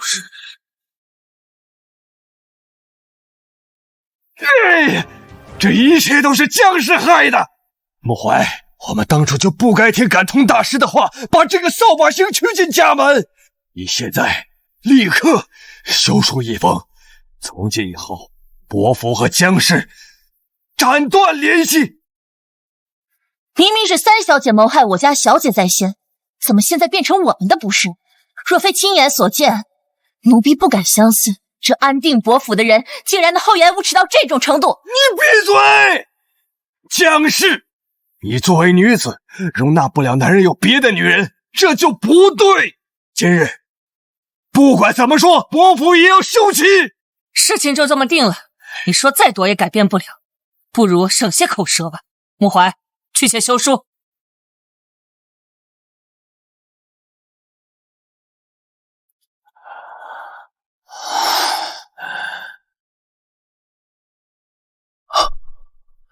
不，这休书不能写。母亲，这休书不能写。穆怀，你要干什么？原言，我是不会休了你的。说是不休，那便合理。若合理，江氏的嫁妆岂不是会全部带走？不准合理！穆怀，你是傻了吗？你刚刚明明就要给江氏写和离书了。我不会休息，也不会和离。我要江元烨一辈子待在我的身边。好啊，你连父母的话你都不听了，你给我过来，必须得写。我再说一遍，不会和离，也不会休息。若是要再逼我，别让我去死！穆怀，小姐，姑爷这样，莫非是醒悟了？不像，看来合理之事还得我们自己想办法。小姐，你去哪儿？去临江王府找小郡主帮忙。哼！你说宋穆怀不可休妻，也不可和离。穆怀哥这是什么意思？明明他都要娶我了，为什么还是舍不得那个江氏？江氏他就那么好吗？他宁愿冒着得罪丞相府的危险，都不肯离弃。双娥，你看看你像什么模样，哪还有半分大家闺秀的模样？娘，明明我才与穆怀哥有青梅竹马之情，为什么就是比不过那个江元烨？为什么？哼！我看这个宋穆怀根本就是藐视于我，我立刻进宫请旨，让宋穆怀休了江元烨，给双娥腾位置。双娥，等你嫁出去，便是正妻，日后便是我大叶朝最尊贵的皇后。哼！参见太后，臣前日偶然得一把精致的飞天图象牙折扇，精美异常，手摸上去透骨清凉。握在手上扇一下，正好可以驱赶秋老虎的造诣。丞相有心了，平身吧。谢太后。听闻令千金喜事将近，我怎么瞧着丞相还满面愁容的？正是因为小女的这番婚事，小女为了安定伯府的小伯爷，毁了汝南王亲事。可宋小伯爷如今说什么也不肯弃了发妻。哦，既然宋小伯爷不肯休了发妻，就让双娥以平妻的身份嫁过去如何呀？太后有所不知，宋小伯爷的发妻也是个性子烈的，他不肯宋小伯爷身边有女人，还放出狠话说宋小伯爷离开他会没命。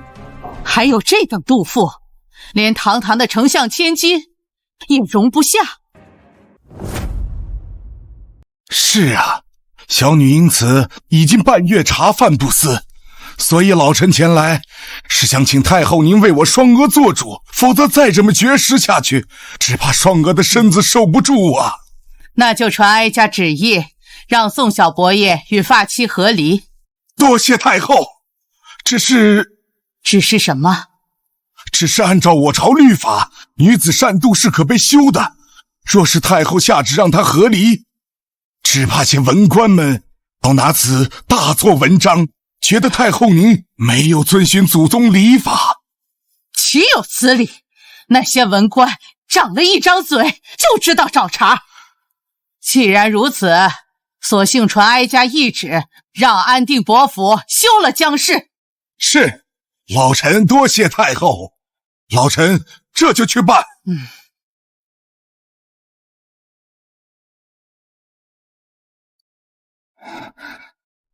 禀告太后，临江王妃携小郡主在外求见。就是走丢了16年，最近刚找回来的小郡主吗？快宣！宣，临江王妃小郡主觐见。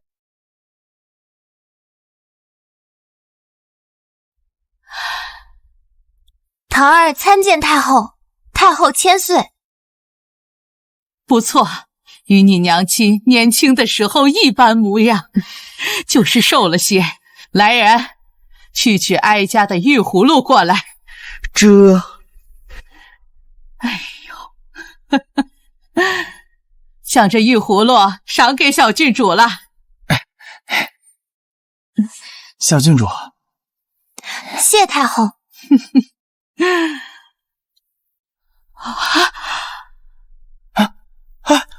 不好了，太后的头疾又犯了，快传太医。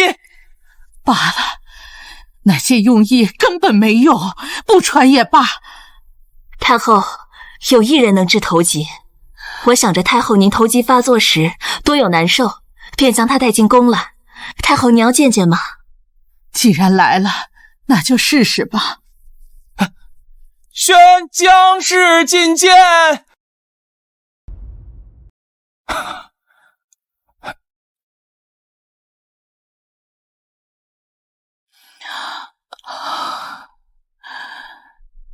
好像真的不疼了。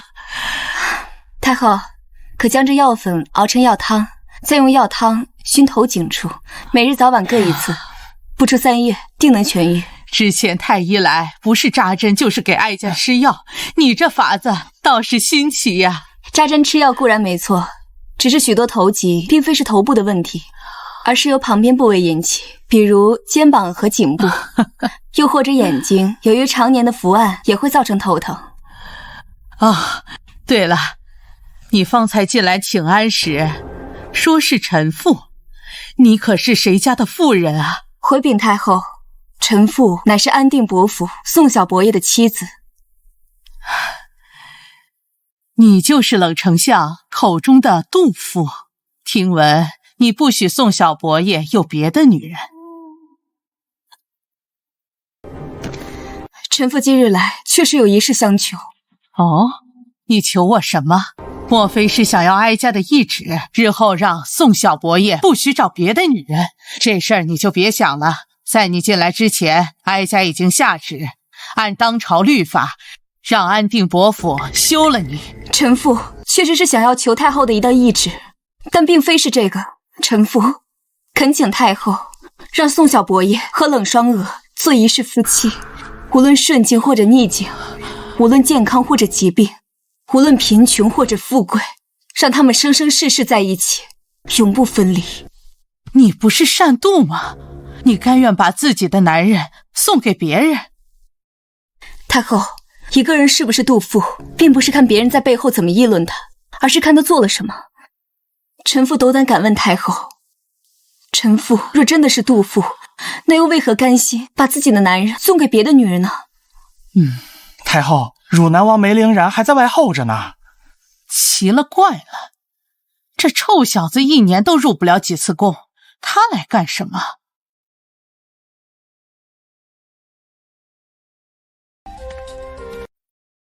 微臣参见太后，太后千岁。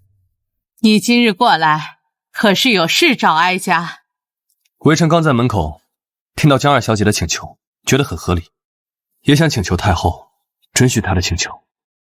你被冷双娥毁了婚，心里难道不怨恨她和宋小伯爷，竟然这么大度成全他们俩？婚姻一事讲究缘分，也许微臣的缘分还没来吧。更何况江二小姐都愿意祝福宋小伯爷和丞相千金做一世夫妻了，陈堂堂7尺男儿，难道还不能成全吗？好，很好。既然你们两位正主都不计较了，那哀家也就顺水推舟了。来人，休妻的懿旨可传下去了？太后，已经拟好了，就差您的凤印了。这江氏主动把宋小伯爷让给冷双娥，那他便不是妒妇了。那道懿旨作废，让人再拟一道，命宋小伯爷与江氏即刻和离。另外，再把江氏的请求加上，让宋穆怀与冷双娥今生今世都是夫妻，不可分离。是。谢太后。好了，哀家罚了，你们退下吧。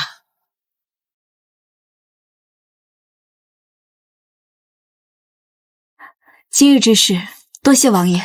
你对我不必客气，你若真想谢我，不如先拿我的东西还给我。我何时拿过王爷的东西？就是那块玉佩。云烟，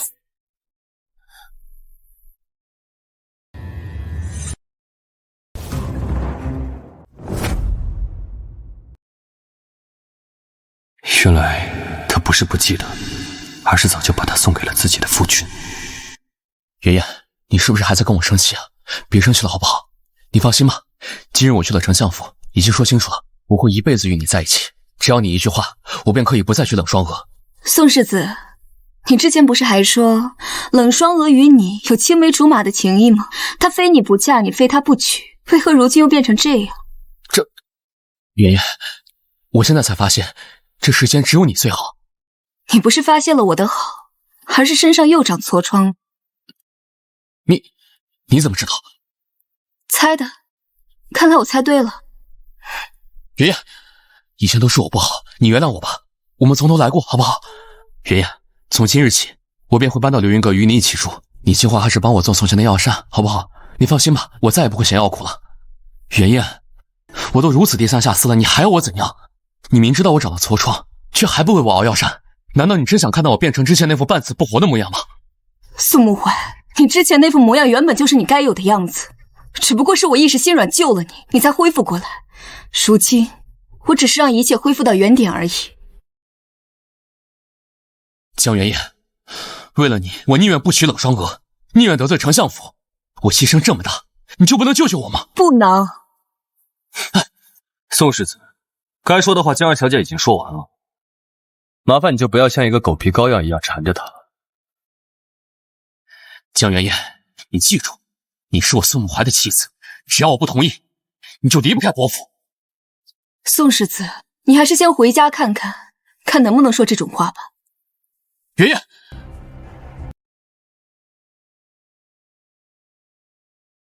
奉天承运皇太后懿旨，凡为夫妇之姻，前世三生结缘，始配今生之夫妇。若结缘不合，必是冤家，故来相对，既二心不同，难归一意。快会及诸亲各还本道，命宋小伯爷与姜氏和离，钦此。臣现接旨。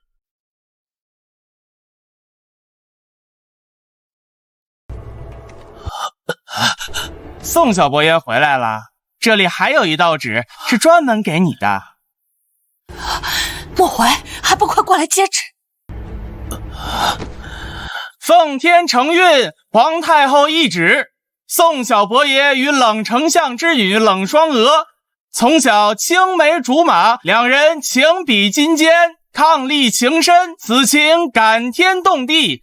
太后命两人尽快完婚，许你二人今世做一世夫妻，无论顺境或逆境，富裕或贫穷，健康或疾病，生生世世永远在一起，不可分离。钦此。微臣接旨。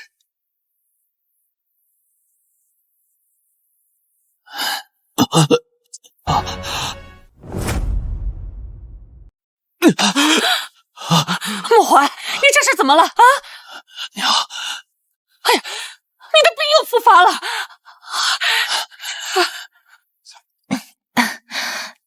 娘，不能让他走。娘，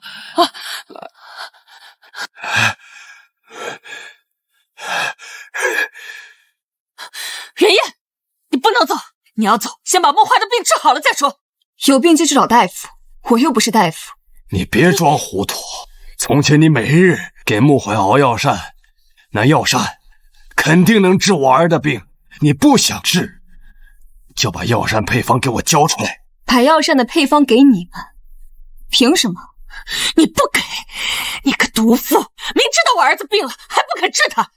我现在已经不是你的儿媳妇了，你要是再敢骂我一句，我有100种法子治你。娘，莫怀，圆圆，我也不强留你了。看在夫妻一场的份上，我只求你交出配方，行吗？强留？我们已经和离了，今天谁都留不住。来人！圆圆，我们夫妻一场，不要逼我把事情做绝。是谁要把事情做绝啊？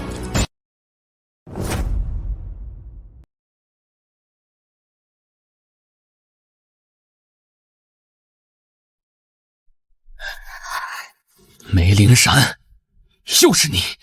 汝南王，你虽贵为王爷，但敢在京城重地带兵包围我安定伯府，简直是胆大妄为！也就不怕老夫去皇上那里参你一本？谁说我们来这儿是包围安定伯府？我们分明是来帮忙的。娇儿小姐，我曾经答应过你，在你和离成功之后，我会亲自护送你回姜家。如今我来履行承诺。安定伯，我们来这里帮忙，难道你也要参吗？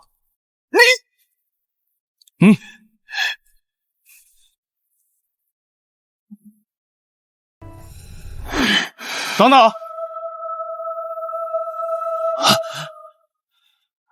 凌然哥，这不是你15年前丢的那块玉佩吗？怎么在他手上？你说这玉佩是汝南王的？梅哥哥，你长大了会来娶我吗？这是我的贴身信物，你以后只要拿着这个来找我，我就会娶你的。原来当年给我玉佩的那个人不是宋穆怀，而是汝南王。看他的表情，好像完全不记得这块玉佩是我的了。莫非他错将宋穆怀误认成了我？凌然哥，你怎么笑了？你不是从来不笑的吗？别废话，赶紧走。绝不会错。那块玉佩就是当年皇子丢失时随身所带的，我要赶紧回宫，将这个消息禀报给太后。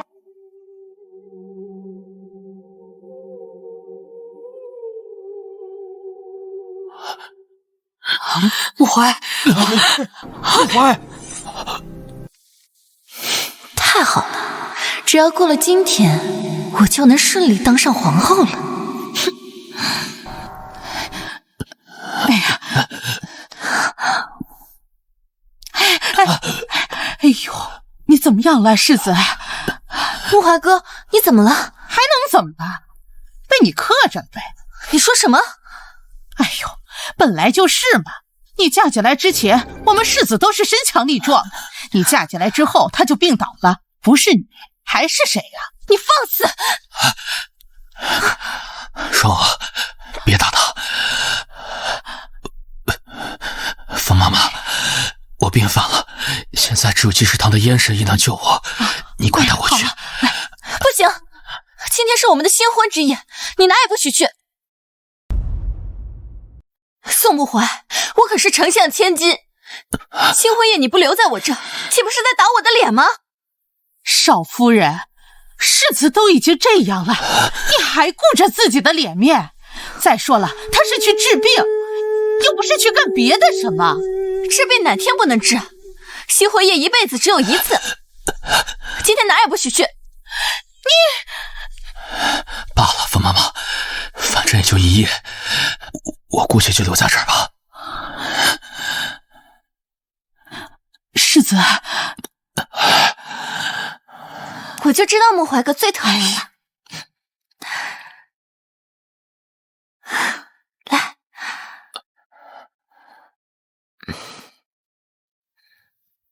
穆怀哥，我们该喝金酒了。双儿，我刚喝药，还不能喝酒。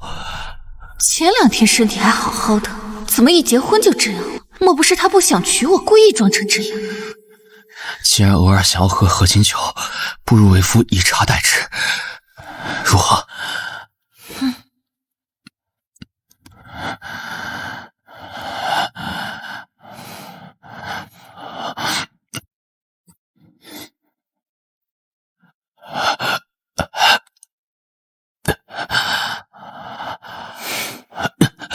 这不是能喝吗？看来果然是装的。难道宋穆怀知道自己的皇子身份，不想跟我结婚了？不行，我重生一世好不容易有这么好的飞上枝头变凤凰的机会，绝不能错失。穆怀哥，你额头怎么这么多汗啊？你是不是热了？儿为你宽衣。不行，双儿，我身子不适，今日不便与你同房，你先休息。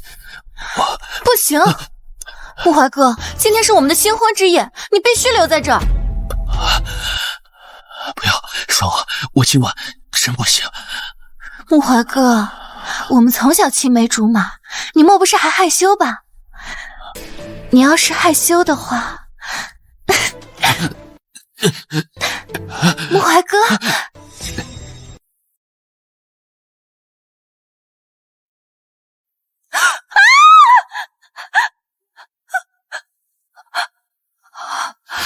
真是岂有此理！我们伯父娶你回来是要照顾穆怀的病的，你倒好，竟如此胡闹！伯母，昨晚是我错了，我不知道穆怀哥真的病了。快，趁他还有救，赶紧找世界上最好的名医为他医治啊！救？伯父现在1分钱都没有，用什么救？啊，我有办法。其实穆怀哥是宫廷流落在民间的皇子，我们现在进宫，把这个秘密告诉皇上，皇上一定会遍寻名医为他医治的。我看你真是疯了！穆怀是我怀胎10月生的，断然不可能与宫廷有任何关系。更何况昨日宫廷已经确认汝南王是流落在民间的皇子了，怎么还会有皇子流落在民间呢？你说什么？你说汝南王是皇子？这怎么可能呢？他4年后就会死的，他怎么可能是皇子呢？确实听说汝南王有隐疾，寿命只有4年了。不过好像这个隐疾已经被济世堂的燕神医治好了。双娥，我知道穆怀的事情让你受了刺激，但既然你选择了跟汝南王退婚，你就乖乖认命，汝南王日后纵是真的称帝，也跟你没有任何关系。你呀，就留在伯府，好好照看穆怀的病吧。不要！我要回家，我要去找汝南王。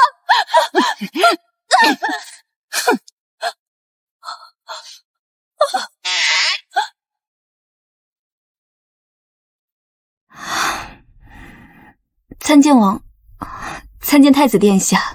不必多礼，江儿小姐，真是巧啊。巧，不是太子殿下叫我来的吗？啊，对，我差点忘了。江儿小姐，当年我把这块玉佩赠给你的时候说过，以后你只要拿着这块玉佩来找我，我就娶你为妻。我今天来就是想告诉你，这句话无论何时都作数。可是您如今贵为太子，真的不嫌弃我一介商户之女吗？我已辞去了太子之位，我也不再是汝南王。如今我与你一样，是个寻常百姓。圆圆，自我9岁那年第一次见你，便已经决定此生非你不可。你还愿意接受此时的我吗？